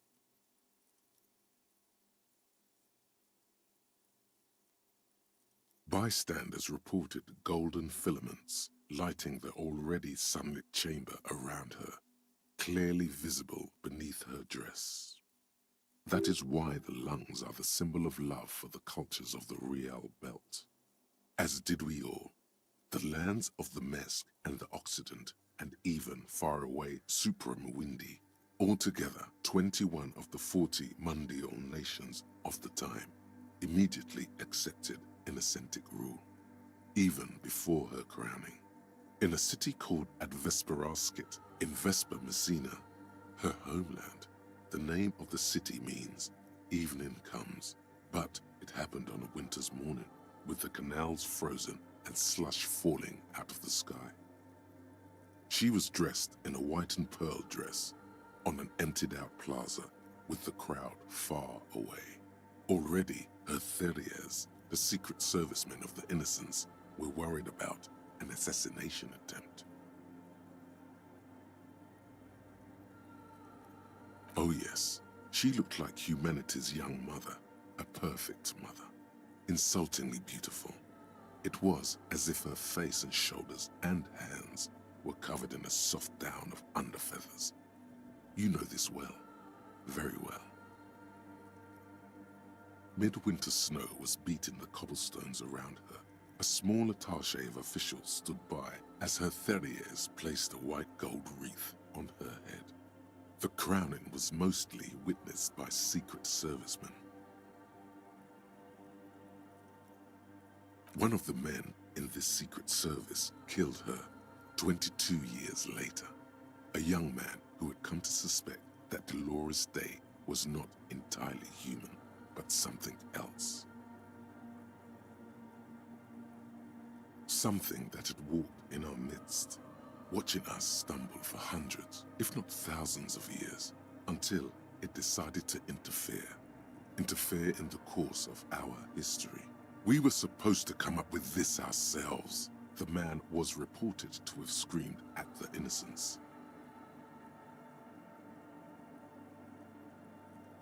Dolores Day was shot in the chest with a fowling piece 8 times. The man, thought to be insane, said he once touched her and her body had been unnaturally warm, like a furnace, and that sometimes, while on duty, he observed her forgetting to breathe for over 10 minutes. This inhuman quality was witnessed by many others as well, glowing lungs and all. It is commonly attributed to mass hysteria and religious psychology.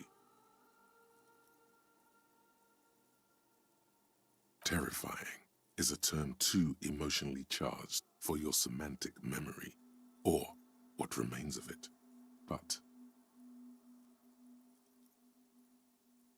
terrifying, it's a simple word. She was bad for humanity, and you shouldn't have started thinking about her. You already do. Although she is often considered to be the greatest human being to ever live, there was something ominous about Dolores Day, constantly surrounded by her Theriers.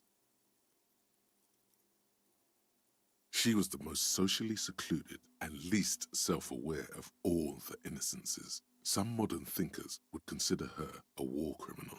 For the campaigns, the Mesk state tried to detach itself from Innocentic rule. Parts of the world were experiencing, suggesting those who fight against it are not part of it. She adored chess, yes, but also military war games. Dolores Day often holds a tiny tin soldier between her index finger and thumb, in icons such as this. She was also blonde, the blondest woman you have ever seen, with green eyes the color of the Pacentic, mare interregnum.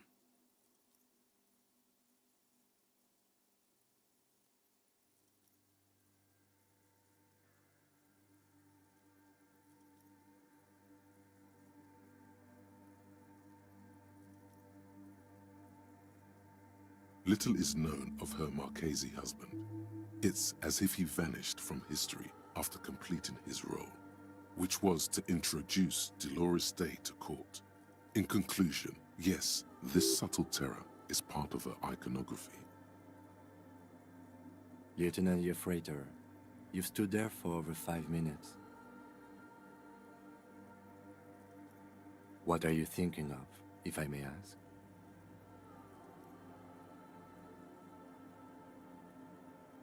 She's been dead for 300 years. I am almost 1,000. None of this is, in fact. This church, the coast, this isn't a good place to get lost in. A jigsaw of broken shards falls into place in front of you, a ghostly reconstruction of the stained glass window. Before it was shattered, there was an older woman beneath the younger one, and a text, a light motif below them both.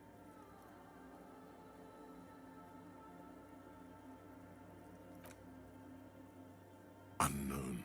A motor carriage? A gunshot? Someone falling into it? Or maybe just hooligans looking for something to break? The escutcheon on her throne says, Irene the Navigator. She is depicted as an older woman wearing thick-rimmed eyeglasses, holding a golden rights apfel in one hand and a scepter in the other. This is the queen her innocence day advised. Above, small figures of wise men, common men, worshippers walk up the stairs to stand at her feet. Secret servicemen, 30 years, stand in a row guarding her. Below both women, in luminous black letters, Après la vie, mort. Après la mort, la vie de nouveau. And then, along the left side, Après le monde, la gré. Après le gré, le monde de nouveau. After life, death. After death, life again. After the world, the pale. After the pale, the world again. This is the great light. Death, life again. After the world, the pale. After the pale, the world again. This exaltation is common in Dolorian sacralism. In the early years, it was even incorporated as the RCM slogan. No more, however.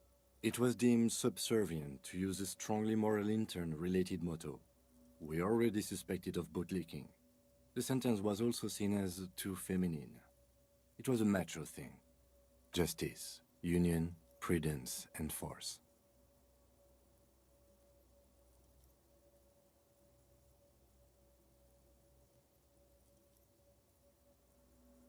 So do I.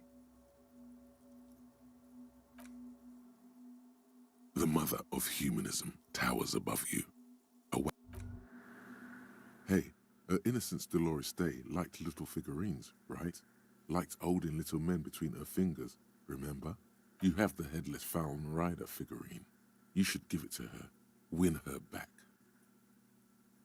Don't be so pessimistic. Love doesn't die that easily. This isn't funny. You have a bad feeling about this one. So very, very, very nifty. Nifty and mysterious. This is surely what the figurines are for.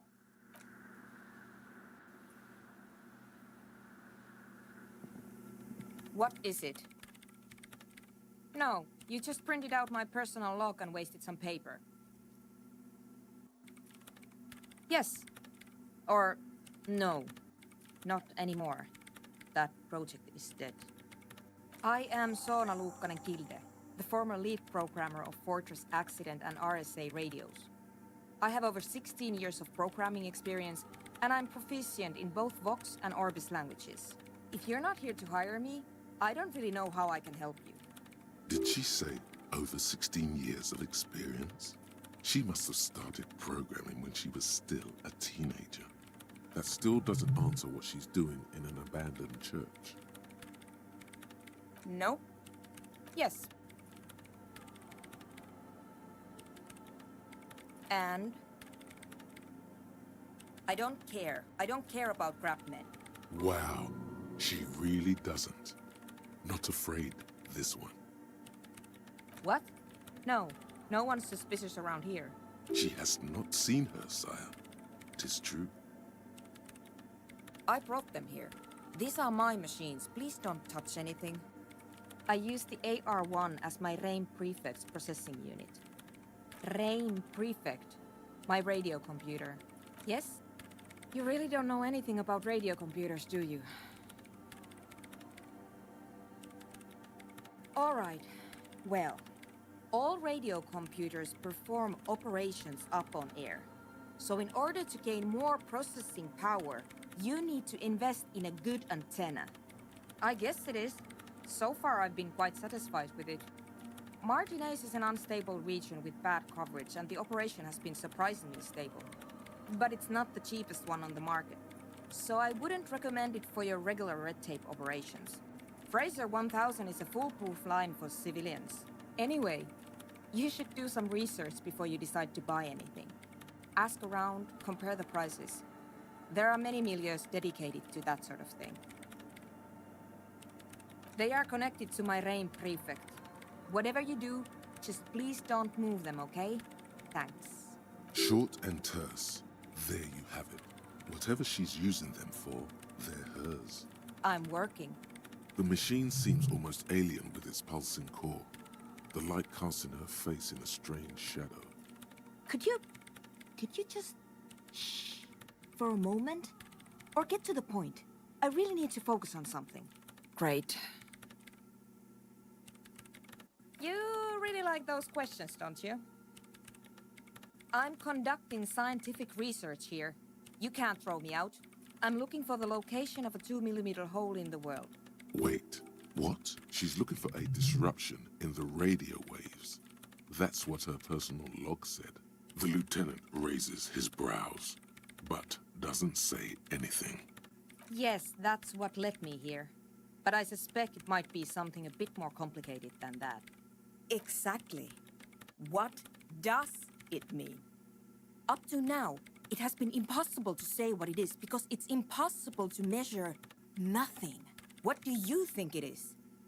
What qualities does nothing have? How do you measure something that does not exist? Easy. You measure it by the world around it.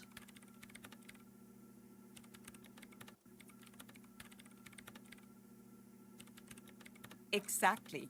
Very true. That's what I've been aiming for. That's why I have those basins. I tried using hydro transducers to record the silence. To find out where it begins. Hydro transducers. So that's what those water basins are. Devices for recording sound through water.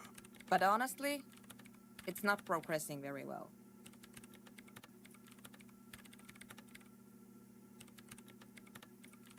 Somewhere underneath those roof beams, I assume.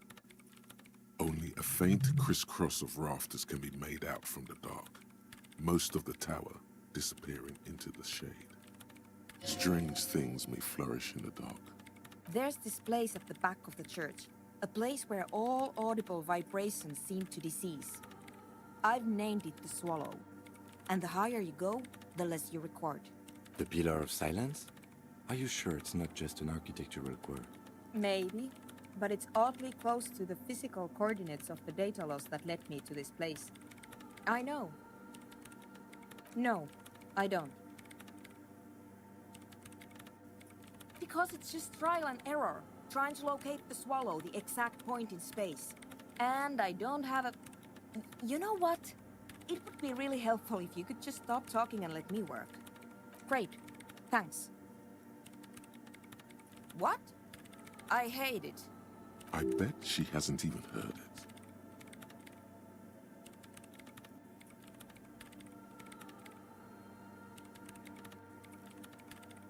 Maybe I'd have to be on drugs to get it, but to a sober mind it just sounds like uninspired rug whipping. No idea what it has to do with either dancing or music. This is about those speed freaks in the tent, isn't it? I've got some news for you. It's not a nightclub they want to build here. Take a guess, why don't you?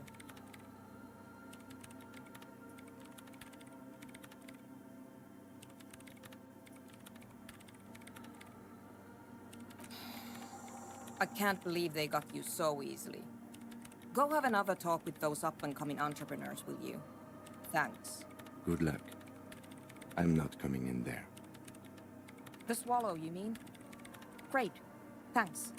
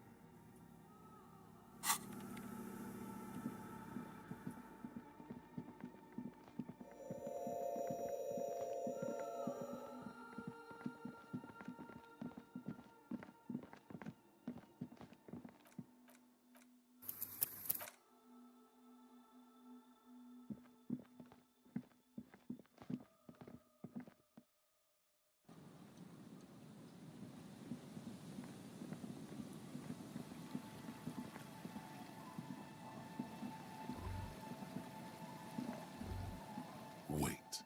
Take a longer look at yourself and how you're reflected in that slick chemical rainbow. What do you see? Metaphor. It's always metaphor. No. For a second, think about something other than yourself. Think about the blood of industry here before you. The runoff from Coal City, further down the coast. The engines of fortune once roared here. Great wealth, the engines stopped. The West River Shoalian industrial base was dismantled after the war. Now, extinguished coke furnaces dot the landscape, a landscape despoiled by industry.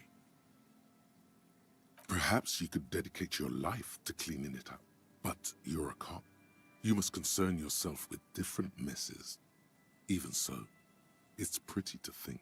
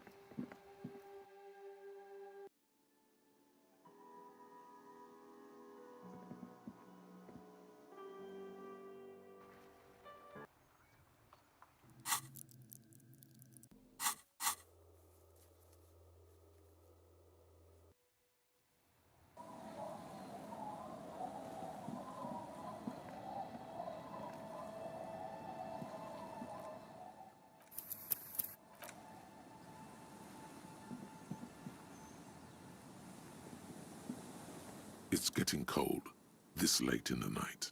Time to call it a day. Good night, officer. We'll meet in front of the shack in the morning.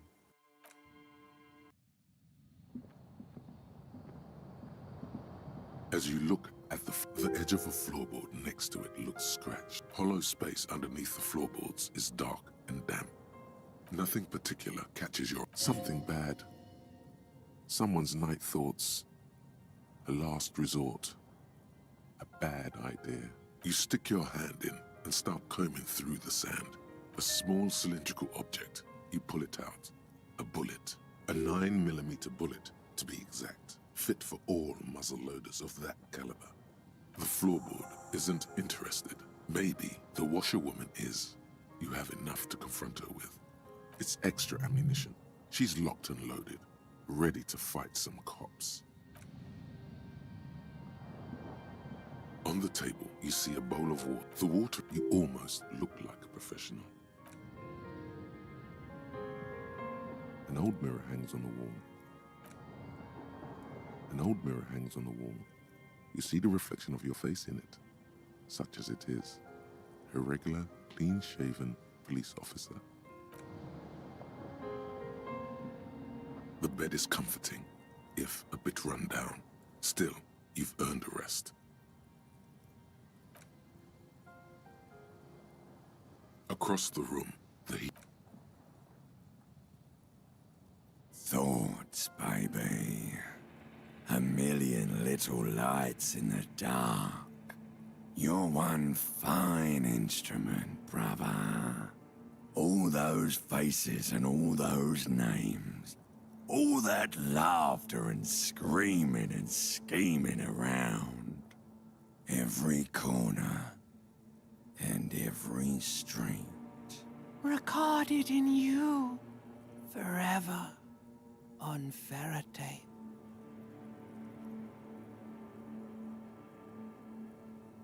No, you're spinning tapes at the discotheque. The great unceasing disco of the mind. The flash. The bang. The endless learning experience.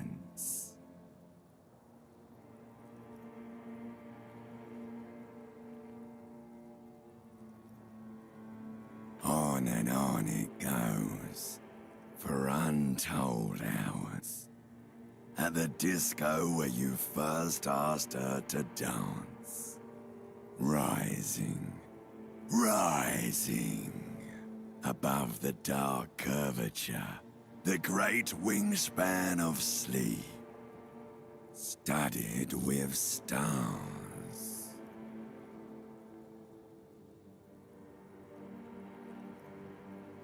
Behold, there are millions of them down there.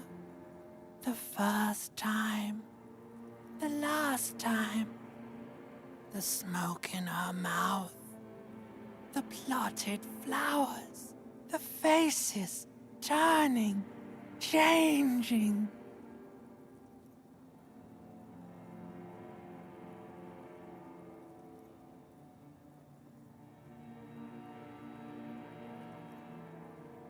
It's the world, Harry boy, and you're made of it. Every day you're out there, you make more of yourself from it. I'm afraid you can't be unmade now. You can never forget this shit.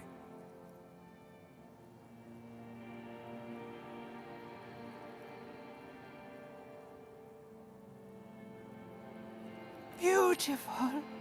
It's stuck on loop, whirling, spitting out words and images.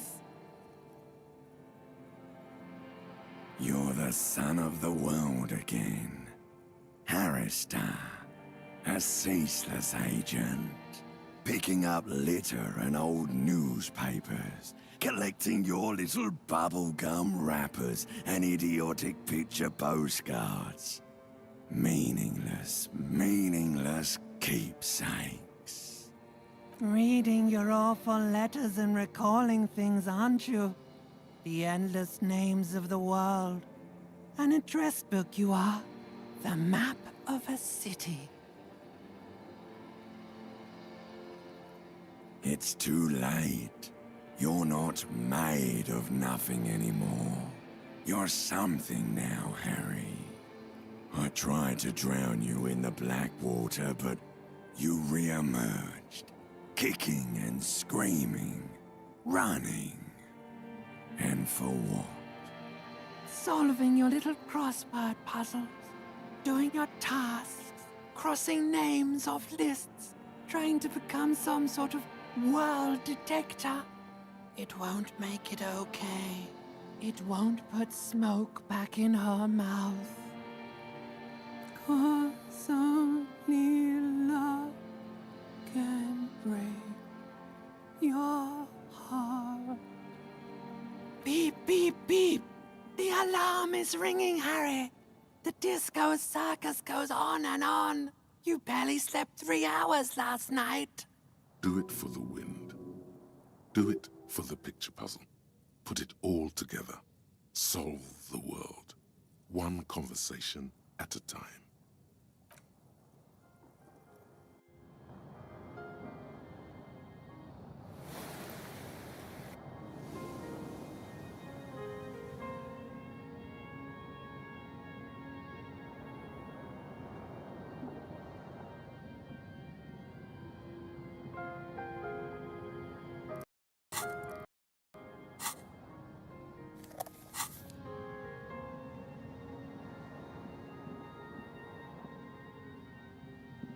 An old mirror hangs on the wall. You see the reflection of your face in it, such as it is. A regular, clean-shaven police officer.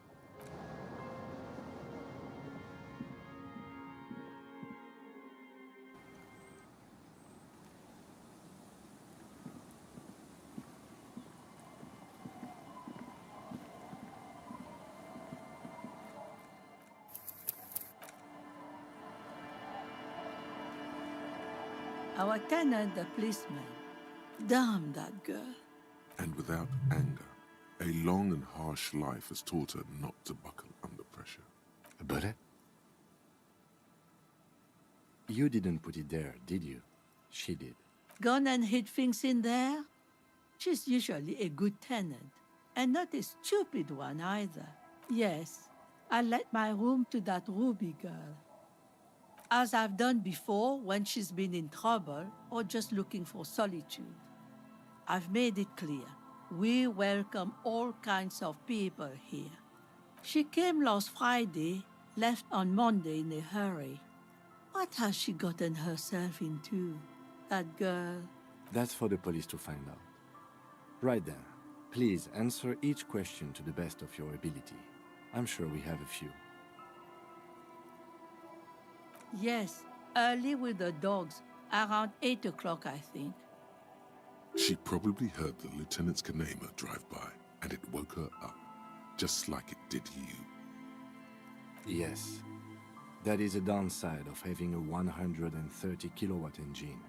It lets the bad guys know when you are coming.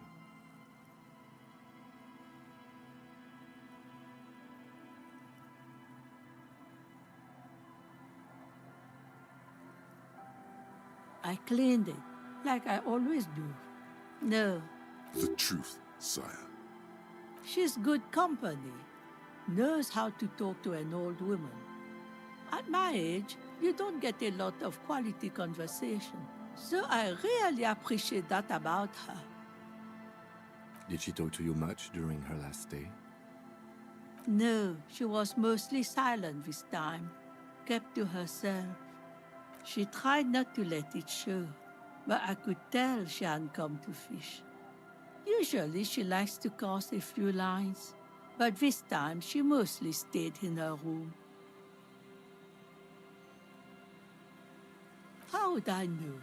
She's a gruff one, but not violent. She doesn't go around toting a gun. You could ask her about your hunch, that it was a desperate measure. See if she thinks Ruby fits the bill. Aye, do tell.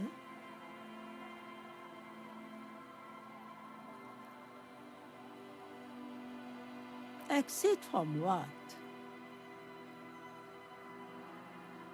The lieutenant stops writing for a moment. He looks at you, then at the old woman. No, she's a fighter. She really believes that. Not that I know of, though she was into nice music. She once showed me a few mixtape milieux she'd made. Although I guess she was pretty handy with the mechanical and technical stuff. Even fixed the heater in the shack. You should be thankful for that. I don't know. Further up the coast, she tried to leave quietly, but the hinges on that door screeched like a cat in heat. Woke me up. I heard her rushing in those heavy boots, heading up north. It's a peninsula. She might be trapped. You'll never find her, you know. She knows the coast like the back of her hand. You only just arrived. I wouldn't worry about that, man. We are persistent.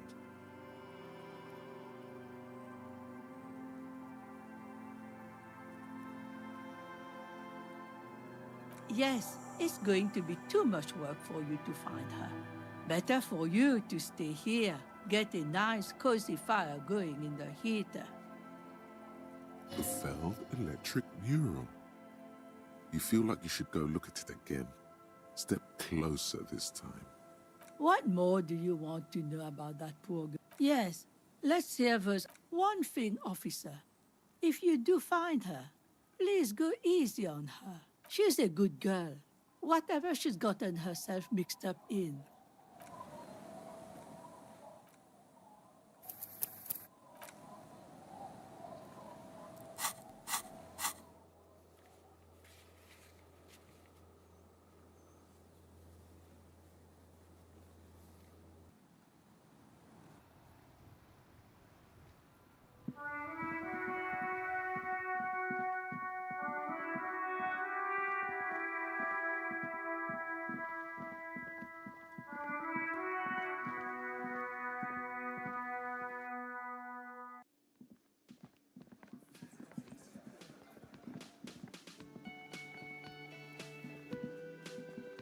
Oh, sweetie, I don't even know how to thank you for finding my husband and helping him out. I hope we haven't been too much trouble for you. Here, I want to give you a small token of my gratitude. It's a tie, Mexican origin. The pin is an antique, quite special. The little silvery knob holding the tie together feels warm in your hand. It's in the shape of an avian skull with 8 eyes. You could ask her about this when you get the time. It's probably a cryptid, but the phasmid, of course, is more important. Oh, you don't want to hear about some old woman's ramblings. Ramblings? Nonsense. Your description of the phasmid is the most precise I've ever heard. But darling, I didn't even get the size of it right. Measuring things is important. How did she get the size? You were a child, my dear. Really. It's extraordinary what you were able to describe. Now go on. Tell our friend about it. He's proven his interest in the field. Reflexively, the lieutenant read his familiar notebook. Well, it was summer. I was building a racing track out of sand on the beach near a tall stand of reeds. Quite a tall one. Many times my height, I remember. When, all of a sudden... I'm getting ahead of myself. I was 5 and a half in Betancourt in the suburbs. My grandmother had a summer home there. Betancourt got bombed in the war. It used to be quite near, circa 20 kilometers from here. The strangest moment of my life. I looked up and one of the reeds moved. Not like a plant, but like a living thing. It stood up and looked at me. Its body unfolded like some antique toy. I've never seen anything like it. She had no fear, just surprise. I didn't know this can happen, so I reached my arm and touched the thing. It felt just like a stalk of reed, but it moved, swaying, towering above me. After a while, 20 seconds, a minute maybe, it left, went into the reeds. I tried, but I was only a child. There was mud and high water. I couldn't see it anymore. I was just standing there knee-deep in mud, looking around me. Where did you go? Don't go. I ran back home to my grandmother and asked her if reeds could walk, and told her they were looking at me. Of course, she just laughed at me, but I knew what I'd seen. For years, it was a story I told at parties when I wanted to impress boys. That sort of thing. Of course, most people just took it as a strange, amusing anecdote. So did I, honestly. But then I met Morel. We were on a date. Can you imagine? She tells me a story, and it's the most detailed report of the Insulindian phasmid I've ever heard. The sounds. She told me it hissed. It did, yes. Like reeds in a gust of wind. The way it moved, the colour, how some of its limbs were white, like marble. It matched perfectly with what I know from other accounts. It was amazing. If it weren't for Lena, I might have given up hope years ago. It's no exaggeration to say that she restored my faith in my profession. Our first, yes. Not all of them. There is some white coloration reported, along with beige, where the camouflage ends. It's hard to say how big things are when you're quite small yourself. To me, it seemed to be taller than I was then, but that's probably not the case. What if it is the case? How could she? Who imagines this? She didn't know about the phasmid. This is the main thing here, what makes it a confirmed sighting. She had no previous knowledge of the insect. So she couldn't have made it up, or imagined it. That's true, yes. I'm almost certain neither my mother nor my grandmother knew of it. It was only when I started telling my story as a teenager that boys would tell me, "Lena, you trying to tell us you saw the Insulindian phasmid out there in those reeds? Get out of here." They just give me a cider and ruffle my hair and tell me to stop dreaming. But I saw it. I thought it was a wonderful story, ma'am. You're welcome, sweetie. I do appreciate the chance to relive it whenever I get one. It was just such an impossibly sunshiny day. So warm. I couldn't possibly shower thanks on you as enthusiastically as my wife has, but I am grateful for your assistance, officer. Good. Okay. And? Completely empty? Surprise, tempered with fear and trepidation. He doesn't know what to think yet. Maybe you're joking? No locusts? No phasmid either? That's not ideal, but... It just means the Insulindian phasmid is even more clever than we thought. She's engaging in a well-known self-deception called motivated reasoning. You should correct them. Of course, more clever. Yes, the Phantasmadeia picked off the locusts and escaped. This is good news, though we'll have to reconsider the design of the traps, make them more secure. Another trip to the reeds.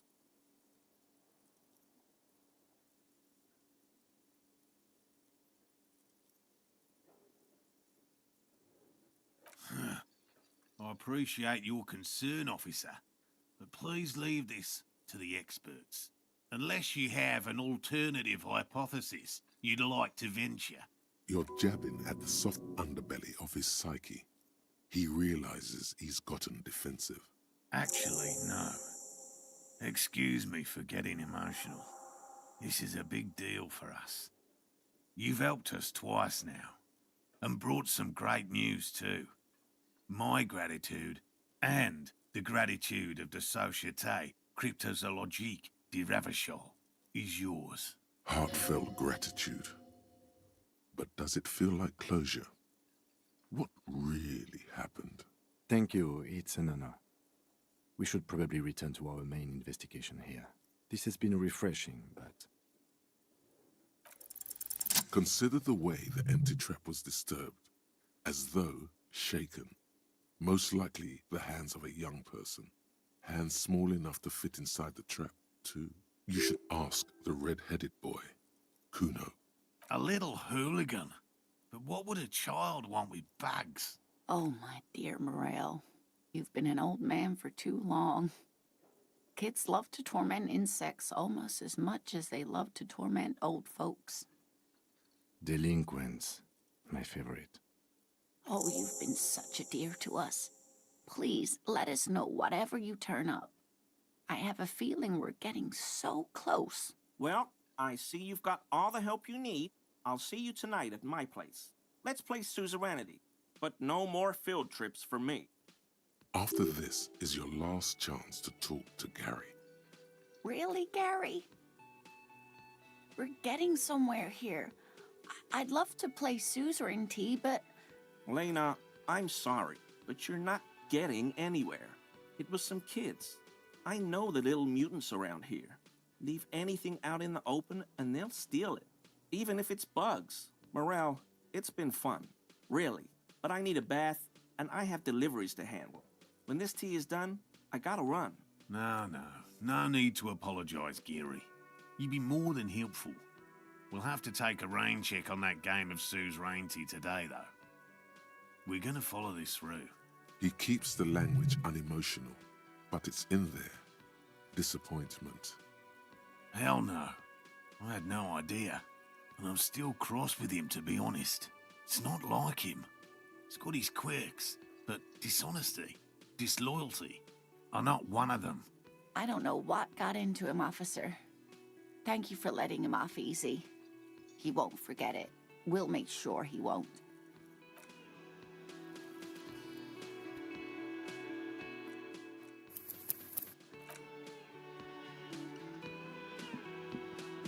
Always a pleasure to see an officers. Short means sincere in these things.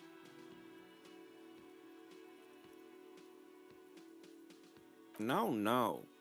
I helped Morel. Oh, a rhinoceros? They have... But how? The rhino starts running very... Yeah. Super solid argument, Gary. Can't argue with that. I told... 'Tis true, sire.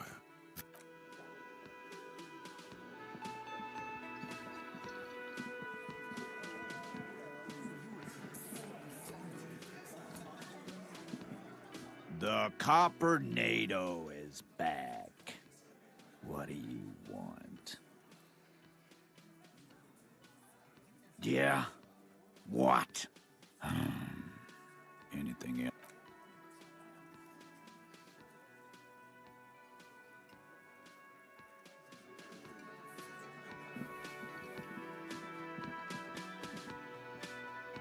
Again? I can't believe this shit. I'm going to say okay. Jean. Okay. I was clearly wrong. He is a firefighter. Okay, why not? Let's do the old thing over again. We're not wasting time. There is no time.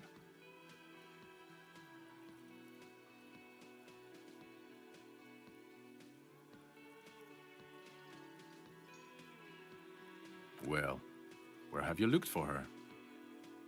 West of here? Tough luck. The place is ruined from the bombardment. A lot of places to hide there. I don't know. Why are you? Oh my god, there's more. You want something more? What is it? Okay, why not? Let's do the old thing over again. We're not wasting time. A cover-up. What the author of the cover-up is the perp? Makes sense. You don't have a motive? Then the double cover-up seems too neat. I don't know. Why are you? Oh my god, there's more. You want some? Okay, why not? Let's do the old thing over again. We're not wasting time. There is no time. I get it, okay. But what is the motive? That would be my first guess, yes. I don't know. Why are you? Oh my god, there's more. You want some? Okay. Neither can I, partner. Yes? What is it? It means I'm a patrol officer, sir. What was with that, sir? Well, I I guess Cut the shit. Every second you stand here running your mouth, the case grows colder. What precinct? Fucking deranged lunatic. You're getting an intellectually unsatisfying vibe from this conversation. God damn it, you leave her alone. Keep your weird bullshit to yourself and be professional for once, for fuck's sake. Can I actually help you with something? Yes, of course. Preposterous. I mean, you would remember if they were, right? Who forget? Of course I'm with him. Why do you ask? You're an asshole. You know what? Maybe we're both assholes. Please, let's not turn this into another exchange, okay? Of course I'm with him. Why do you ask? And you look like you don't bathe, on principle. Please, let's not turn this into another exchange, okay? Of course I'm with him. Why do you ask? The sooner you figure this hanging out, the sooner everyone can go home. Again? I can't believe this shit. Okay. Neither can I, partner. Neither. I'm not getting involved in this.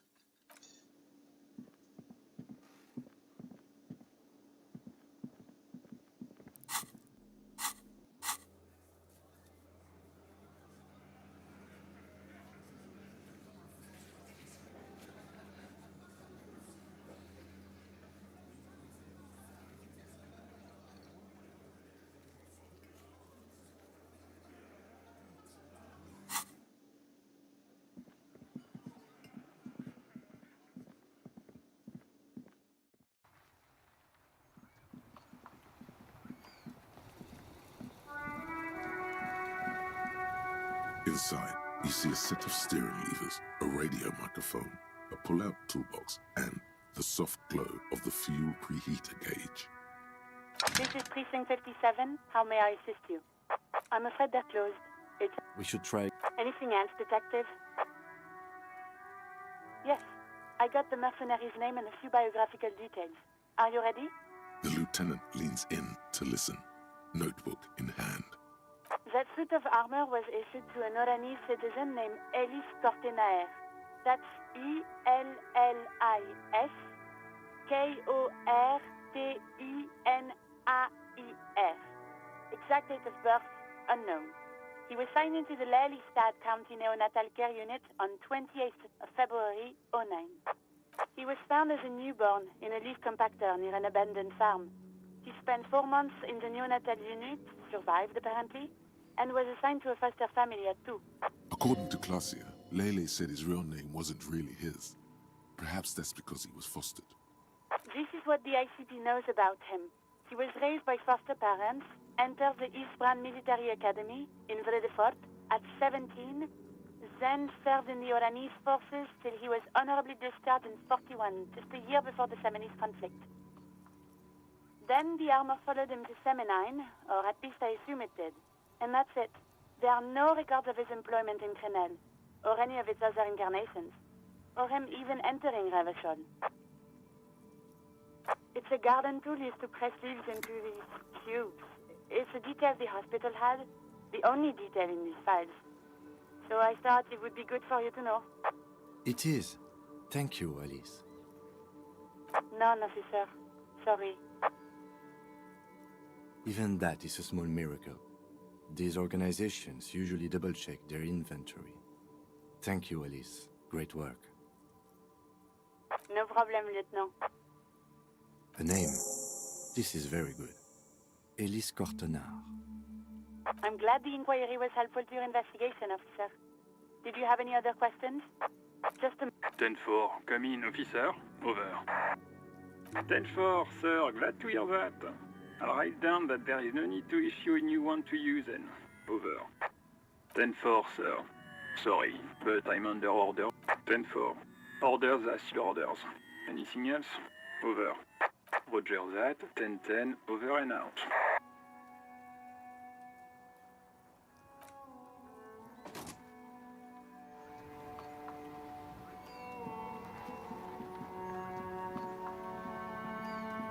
That's one brutal motor carriage. If I were a real skull now, I'd jack it, paint it in palm tree livery, then bottom light it, neon style.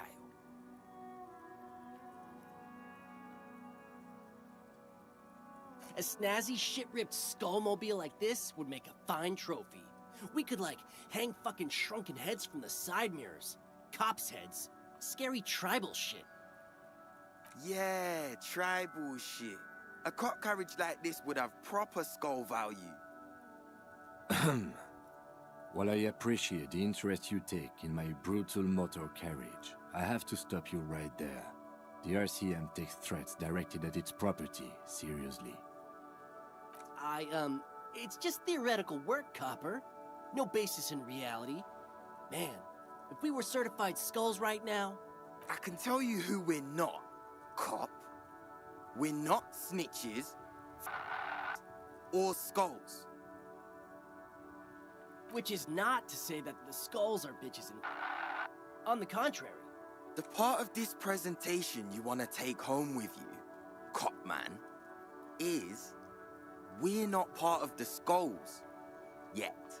Okay then, let's indulge in some intellectual exchange. These young men seem eager to share their beliefs. Oh yeah, Cindy's a right proper skull. Yeah, a true artist of the future, just like Arno van Eyck. By the way, if you see Cindy, give her our regards. For all their nihilistic posturing, these young men are not lacking in youthful idealism. The lieutenant on your left is unusually lenient toward them. Old man, it doesn't matter. You'll be long gone before his greatness is recognized. A young woman kneels on a sheet of ice, as if looking for something lost ages ago. She bends until her right ear touches the frozen water. She listens to it crack, slowly. Yep, old as fuck. Yeah, man. It's like at death's door. No wonder you know nothing about the future. You won't be there. Judging by that, Van Eyck is some sort of musician. Or killer. The Union does their share of policing in Martinez, at least where gangs are concerned. That's why there isn't much organized crime around here. Don't you worry about that. We're gonna make up for the deficit. Yeah, we are. We're not franchise skulls. Well, not yet. Once we get our name out there, we'll have a chance to join them. Because we can be just as psycho and vicious. You'll see. Ah, you'll see for sure once we're in. It's the last thing you'll ever see before the void consumes you. Throw him off his game. You don't feel very scared.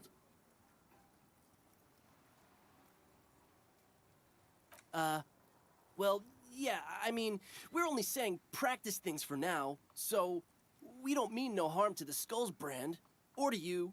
This is definitely something the Skulls would say, but we're not trying to encroach on the Skulls branding anyway. On the contrary, we're just here to market it. We think of it more like two franchises merging. You know, us two and the Skulls. I really feel like we would add more to the table. Spice things up here in Martinez, you know. Get the old machine of pain and suffering oiled up real good.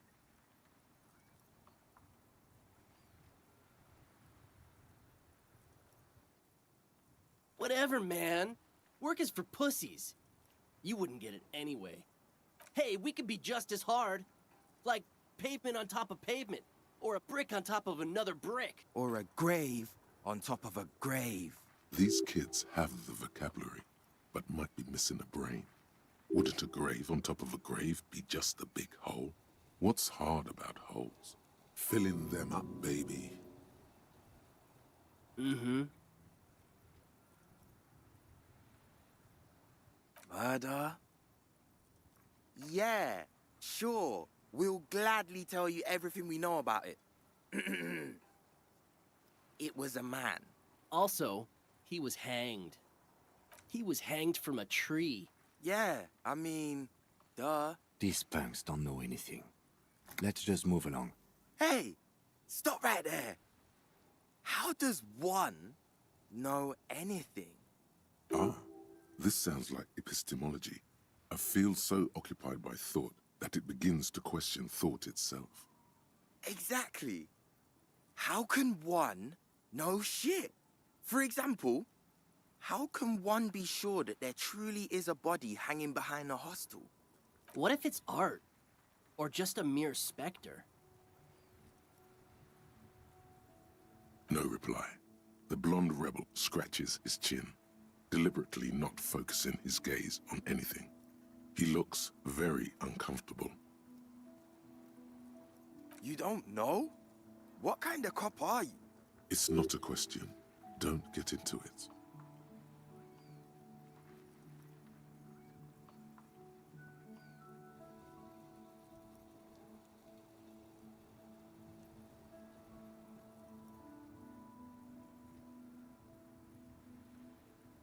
The question was rhetorical. The skulls are the Besmatine, or the Besmati, the Immortals, are West River Sholian crime syndicates. The nastiest bunch of psychos ever. Jacking carriages and getting into high-speed chases. possessing an infinite amount of fuck-all swagger, infamous for their nonverbal modus operandi. If a skull spots you, he will pull out his dagger and stab you without saying a word. The lieutenant's voice is as calm as usual, a testament to the violence and death he's witnessed through the sight of his firearm. They usually occupy the burnt-out quarter in Jamrock, or you can find them loitering around their brightly painted bottom-lighted vehicles.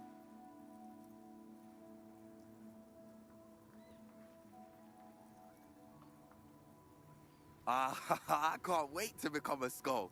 Bottom lights are wretched aggressive. Nope. But Cindy does. Don't tell him that. Skulls don't tattle, man. Cindy wouldn't. You already said she's a skull. The last I saw her, she was hanging around the old apartment building near the pier. Just don't tell her you heard it from Piss and Fuck, alright? I think she wanted those gloves for herself. Be cool, man. Okay? All right. We have a lead on the gloves. What about them? Well, first off, it's a statement and not necessarily something that characterizes me as a person, even though the statement has character. And I do like piss. The word piss epitomizes the struggle taking place in the world. Things being defined as they seem, not as they are. And I guess it's also about communal spirit, the future, and truly appreciating our differences. Also, you've got to admit, it catches the eye. And since the Grand Piper is slowly but steadily moving towards basing the economy on it, attention, it is imperative that the medium itself convey the message. What I mean by this is, we are all pissed, and that... Though he seemed lacking in vocabulary, it seems that the young man has expertise in at least one field, even if it's rather narrow.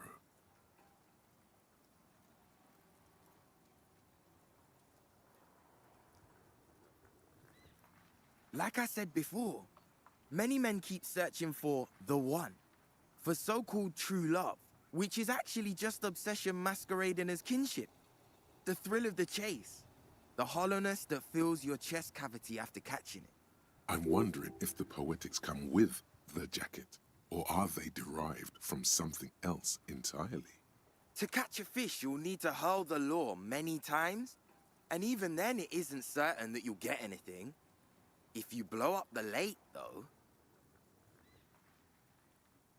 you get more fish in a shorter time. And, for time is of the essence and fleeting ever so quickly, one must think of a way to fuck the whole world and not get caught up in fucking someone.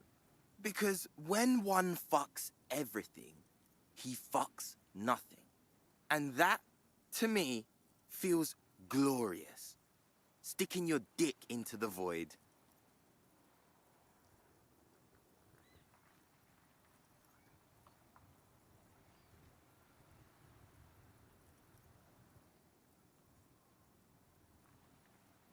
Hate to admit it, but in a weird way, he's got a point.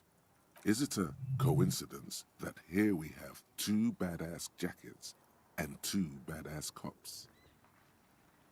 Yes? Leather jackets adorned with immature writing? The ideology they convey helps the boys justify poor choices in life and fashion. I'm not a fan. What are you implying?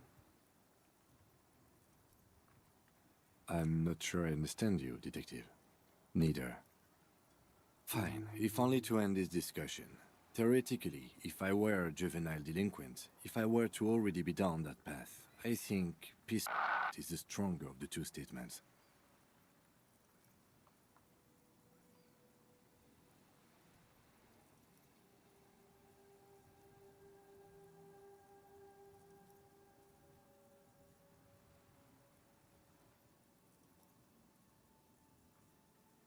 Seems about right, especially considering your heroic exit attempts.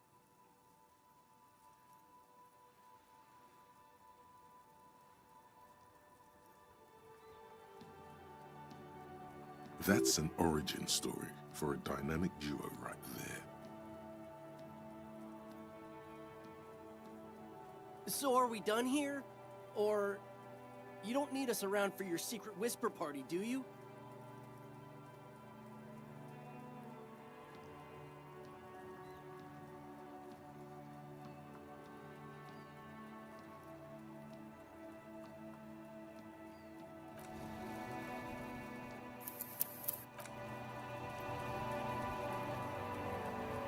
That ride is Hey, piss. Look who it is. Shrunken cophead. That ride. Hey, piss. Look who it is. No, no, no. Don't ask anything. Be subtle and scary. The boys dream about being skulls. Use that. Suggest they're massive skulls. Come on. What? No. Skulls don't have kings. I think. And we're not even in yet.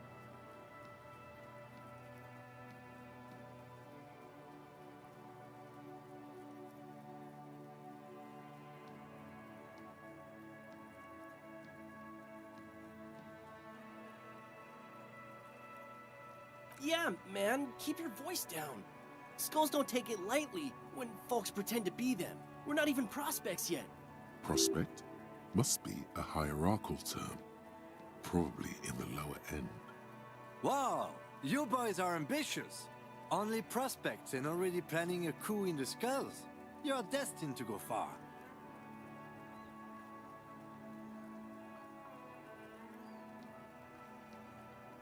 He gets it. Passive-aggressive flattery.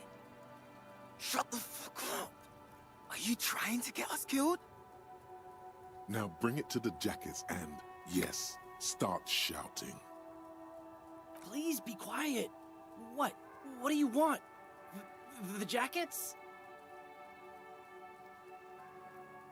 Oh, man. Okay, I get it. Skulls don't really wear slogans anyway. This was stupid. Fuck.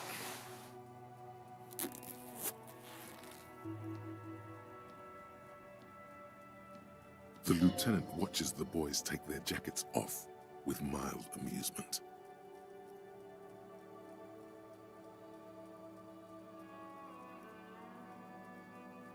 I'm absolutely okay with not having either one, thank you. This case doesn't require us to go undercover or raise hell. In fact, I don't think the jackets will be useful at all. I just wanted them to not have them anymore.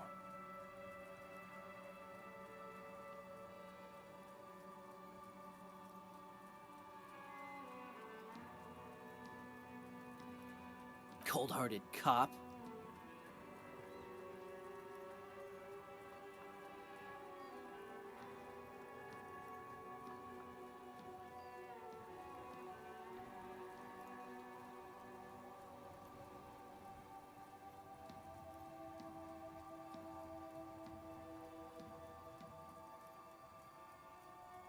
The need will not arise.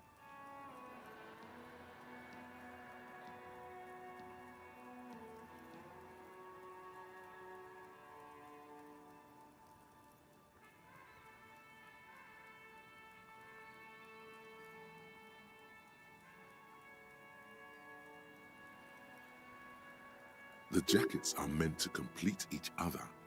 If a man was standing alone on a street corner with piss written on his back, it'd just be an individual that has taken a liking to urine. And fuck the world all on its own is, frankly, generic. I don't know, Eric. It's cold out. Yeah, let's get out of here. The cops fucked us.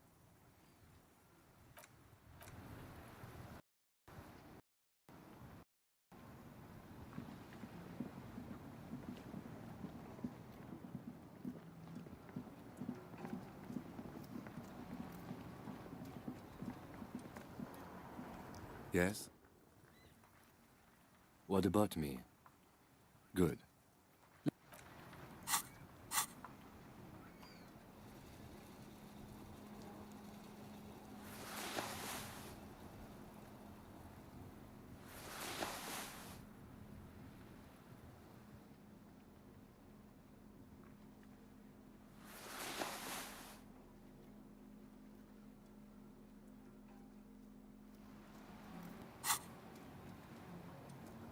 Yes?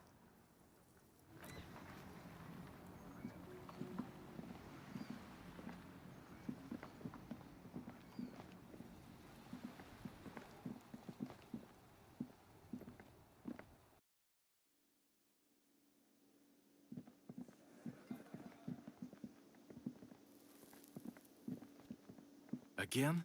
I can't believe this shit. Yes, As if waiting for some kind of reaction or response. Something to click. I'm not getting involved in this.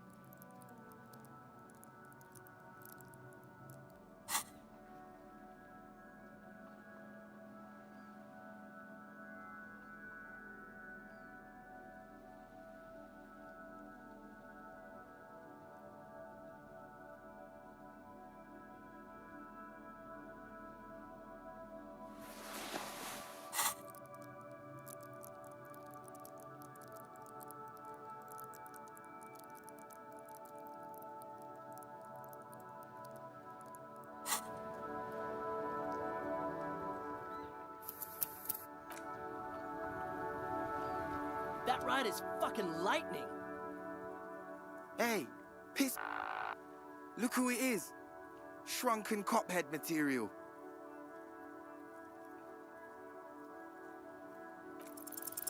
No, no, no.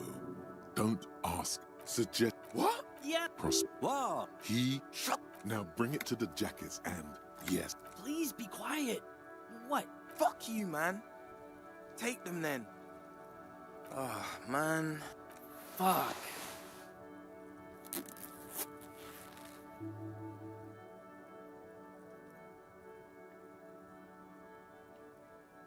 The lieutenant watches the boys take their jackets off with mild amusement. I'm absolutely okay with not having either one, thank you. I already am expressing my individuality.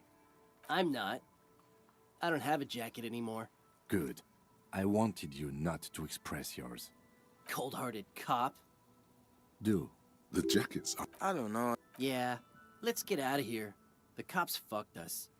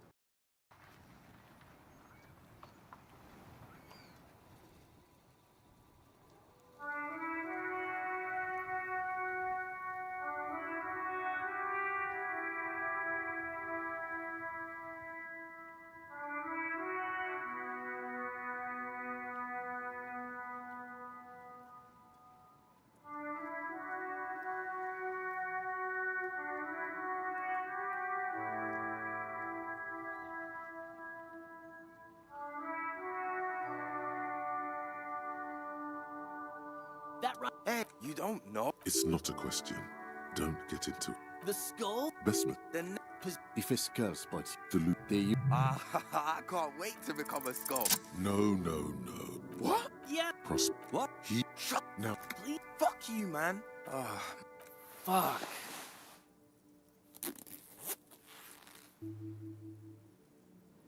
The lieutenant watches the boys take their jackets off. I'm absolutely okay with not having... This... Cold-hearted cop. The jacket... I don't know. Yeah, let's get out of here. The cops fucked us.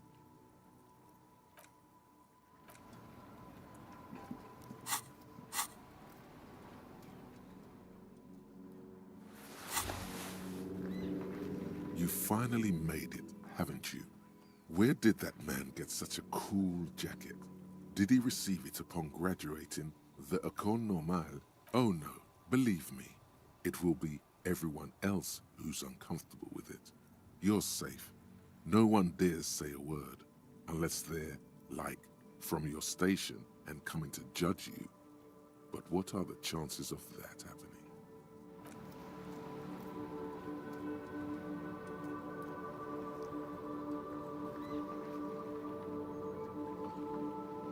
Yes?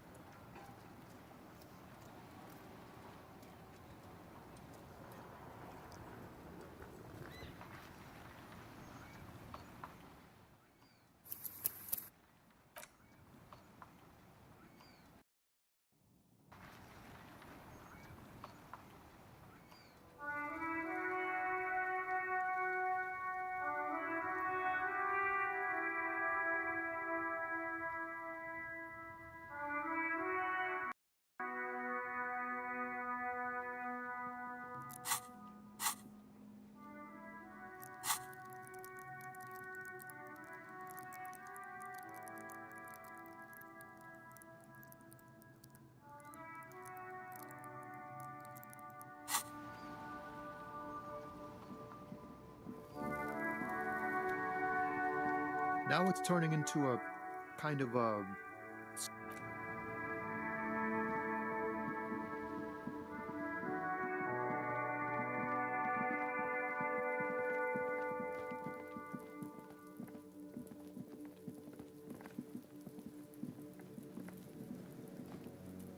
Fuck does Kuno care?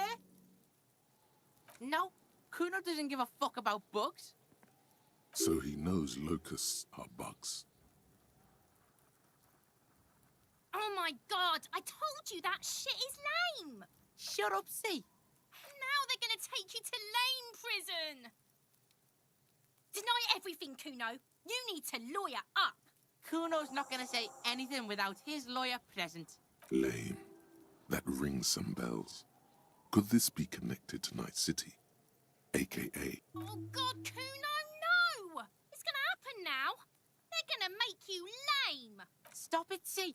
No one's gonna make anyone lame. Kuno's got this under control. There's definitely something going on here. You should check out Kuno's shack. The one with the pig's head. Kuno doesn't fucking care.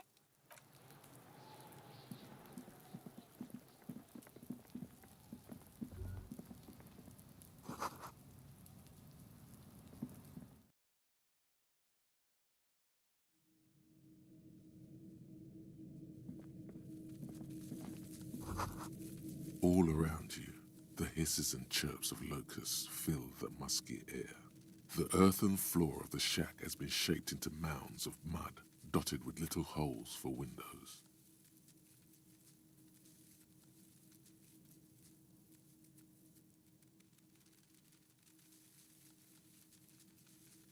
Like skyscrapers, spires of dirt and sand rising. Accommodations for their insectoid inhabitants. Well, detective, it appears you've solved the case of the locusts. For the missing locust case, which is a sub-case of the imaginary insect case. So at least that's going well. Oh, I'm not being sarcastic at all. We are making real progress here. When someone says they're not being sarcastic, it's usually a good sign that they're being very sarcastic. If anything, the presence of the locust points to the opposite. The phasmid did not take the bait from the traps. It was Kuno. The phasmid doesn't exist. But what do I know?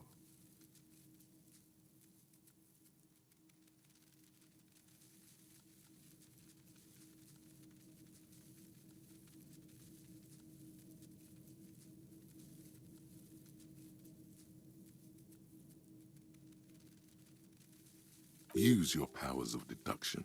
You knew the magic bug was nowhere near here. The phasmid is impairing your judgment. I'll let you handle the Kuno side of things. You are doing just fine.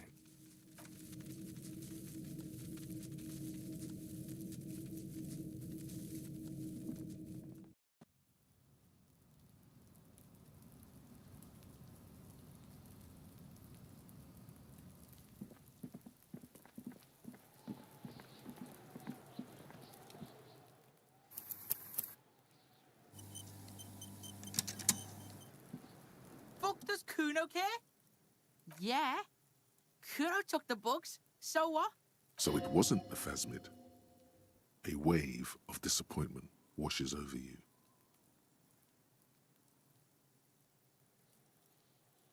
Yeah, well, Kuno's all you got, bitch. It's not Bugtown. It's the city of locusts. Locusts aren't just bug shit. They come out of the sky like a fucking shadow. Shit descends. Stop! Locusts coming down like a shadow. This must be the Night City he mentioned when you asked him where he's been.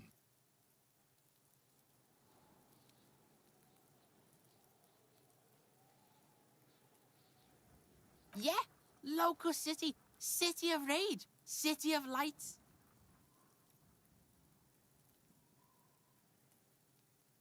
There's a tug of war over the name of his fantastical city. It's almost too big for his imagination. The girl forces herself to watch again, the corners of her eyes twitching from discomfort. The lameness is causing her physical pain. The damage may be permanent. pig wants to help you. Oh, that's how lame it is. Please just don't say you're... An artist? Maybe I am an artist. You hear that, everyone? I'm a fucking artist now. Did he just say I? Kuno usually calls Kuno, Kuno.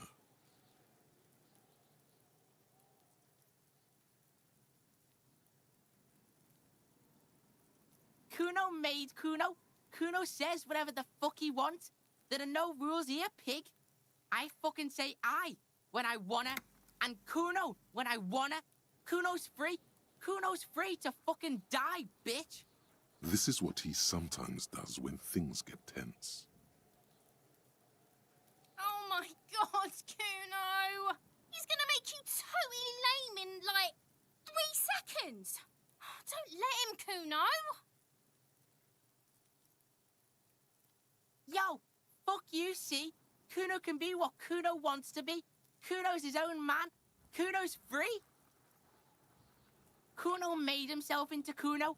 Kuno can make himself into anything. Kuno can make himself into a pig if he wants. Kuno can make himself into a... Kuno doesn't give a shit.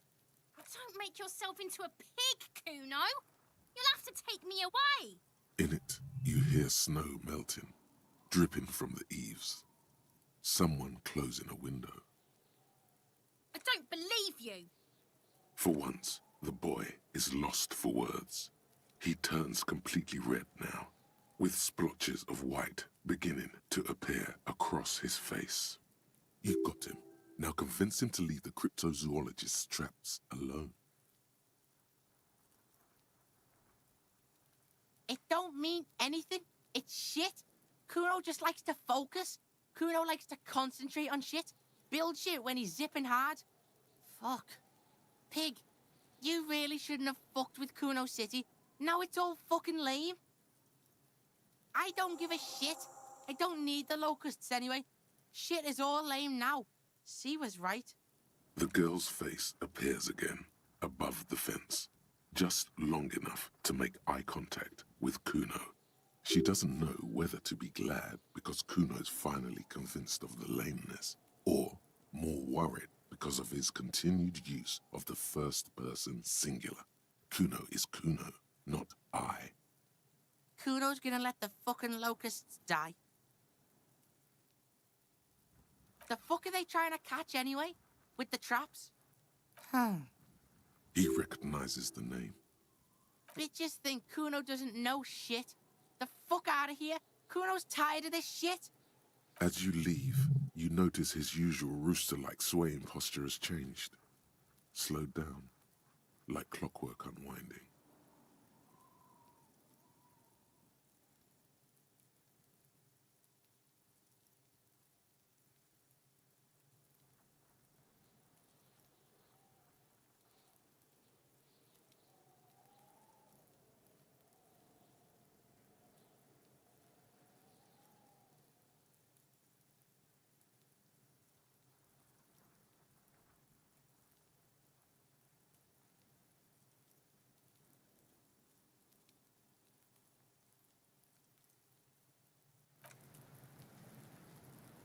Fuck does Kuno care?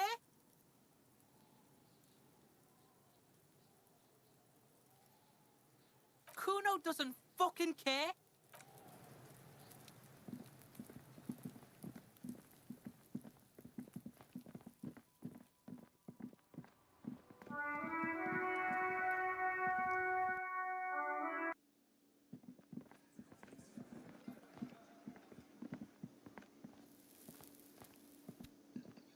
Hello, officer. I think... So it was just a child. Thank you for telling us, sweetie. This is good news, right? It means we can try again. She acts chipper, but something's changed in her tone. A hidden worry. Something is secretly gnawing at her confidence. It's not this Kuno kid or the missing locusts. It's something else. Yeah, you're right. We just need to restock the empty trap. Then we'll need to inspect the traps one more time. And then maybe we can.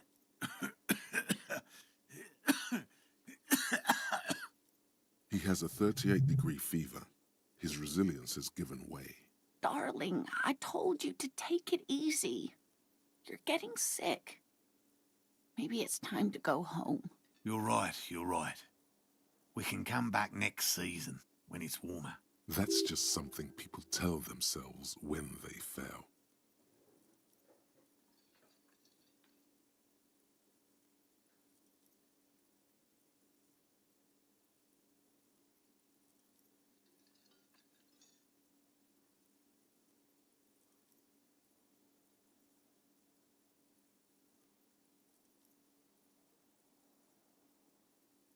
Of course, sweetie. You've helped us so much already. Everyone would understand if you... You can? Fine. It's better than having these people get pneumonia on the coast. But after this... He wants to see this tale through, as much as you. Otherwise, he'd have stopped this already. But he cannot let it drag out after this. Really? It's too much, officer.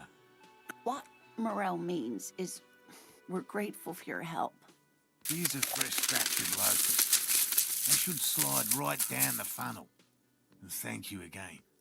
We will definitely mention you, should this lead to a discovery. I'm not talking co-discovery, of course, but,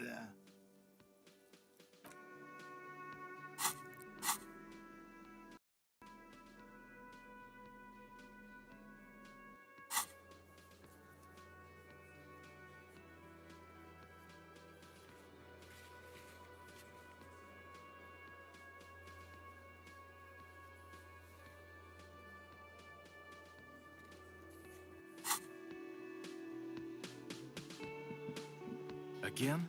I can't believe this shit. Okay, why not? Let's do the old thing over again. We're not wasting time. There is no time. Well, where have you looked for her? West of here? Tough luck. The place is ruined from the bombardment. A lot of places to hide there. I don't know. Why are you? Oh my god, there's more. You want something more? What is it? I'm going to say no. Just to see. Okay. Jean. Okay. I was clear.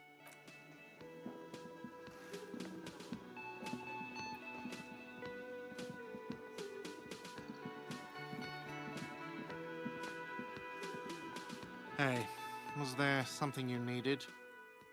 Another thing. Great. Yes?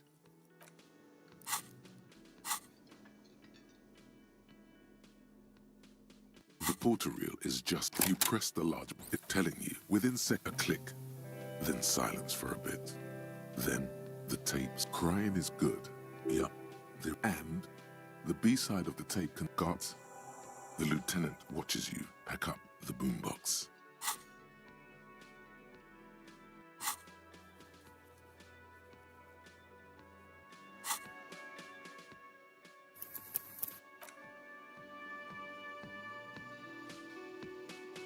Hey, was there something you needed? No, you don't. It's not happening. He tries not to look at you. It's dangerous to acknowledge the karaoke man. You need to approach this situation logically. Ask him why he has the PA system installed if you can't use it. It's for the... It's for no one. It's a prop.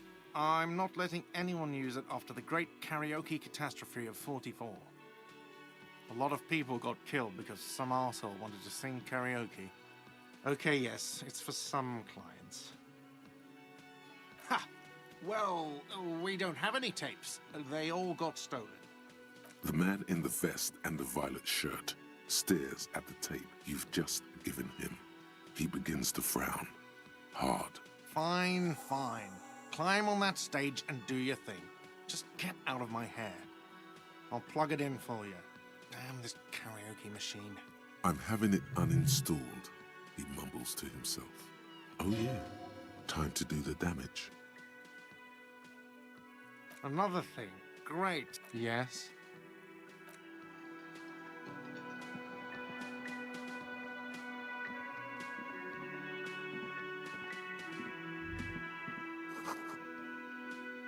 The stage is all set up for your performance. Feels silent. You can hear the pellets creak under your feet. You feel a little dizzy, a little unsteady suddenly. So, are you ready for your thing now? Let me know when I should turn on the karaoke carousel. Immediately, a loud feedback noise startles the room. You feel like an amateur. How are you supposed to hold the mic? Should you just sing into it? Where should you stand? Hands. Where do you put your hands? It's still early here. Faint daylight is seeping into the dining hall. All the tables have been wiped pristine clean for the customers to come. Someone's making coffee in the kitchen, but aside from that, no one's really around yet. It would be a much better idea to perform in the evening, no? Yes, you can always do it in the evening. It will be less scary with a lot of people. I can see that. I can see that.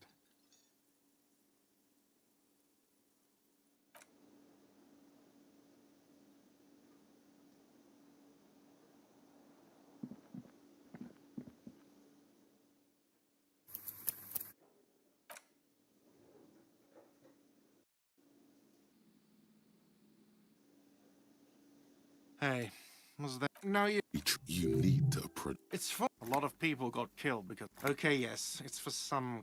Ha! The man... Fine. I'm happy... Oh, yeah. Got the 20 real. Then why are you wasting...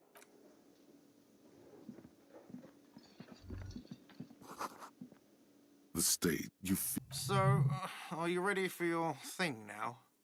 Let me know when I should... I can see that. It's someone... Yes, you can always do it in the evening. It will be less scary with a lot of people.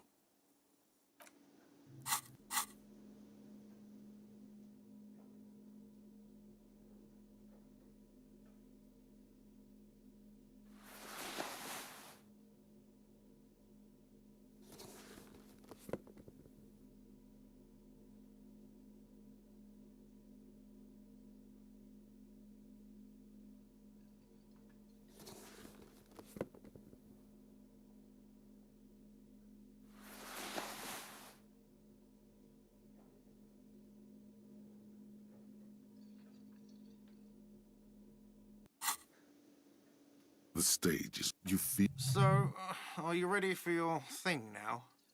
Let me know when...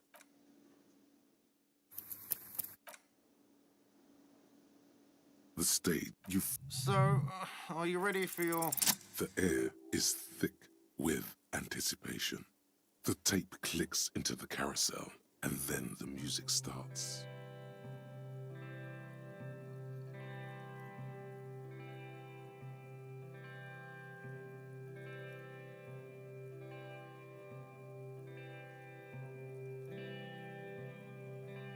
I would often go there,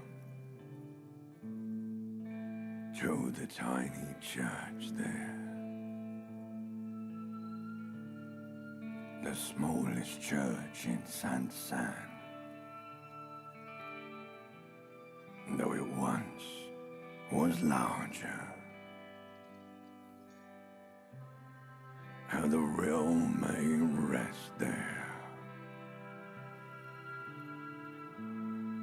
down through the mist there, toward the Seven Sisters, toward those pale cliffs there. I would often stay there, in that tiny yard there.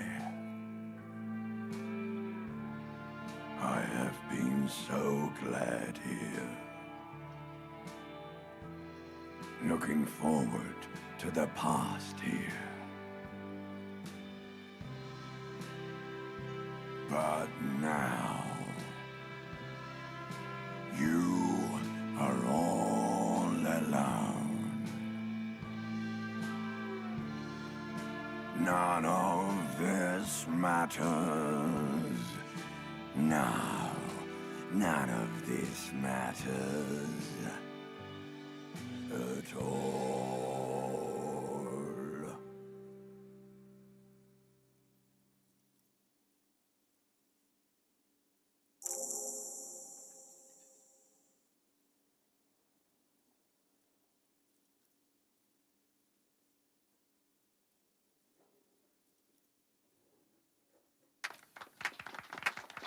not bad. Yes, not bad at all.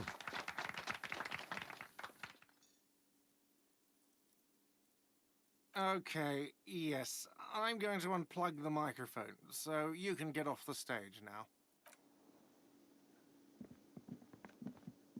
Yes?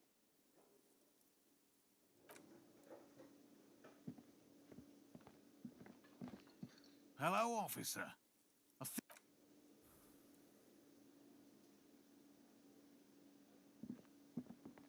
Ah, smallest church in Saint-Saëns, right?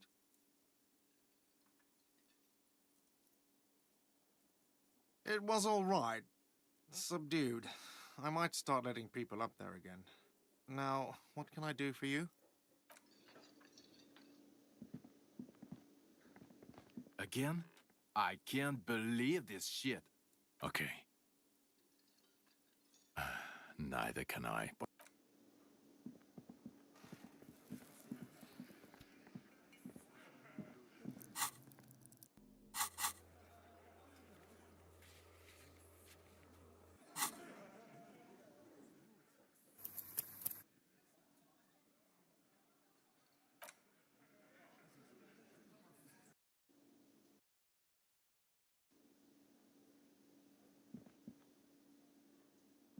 The stage, you feel. So, are you ready?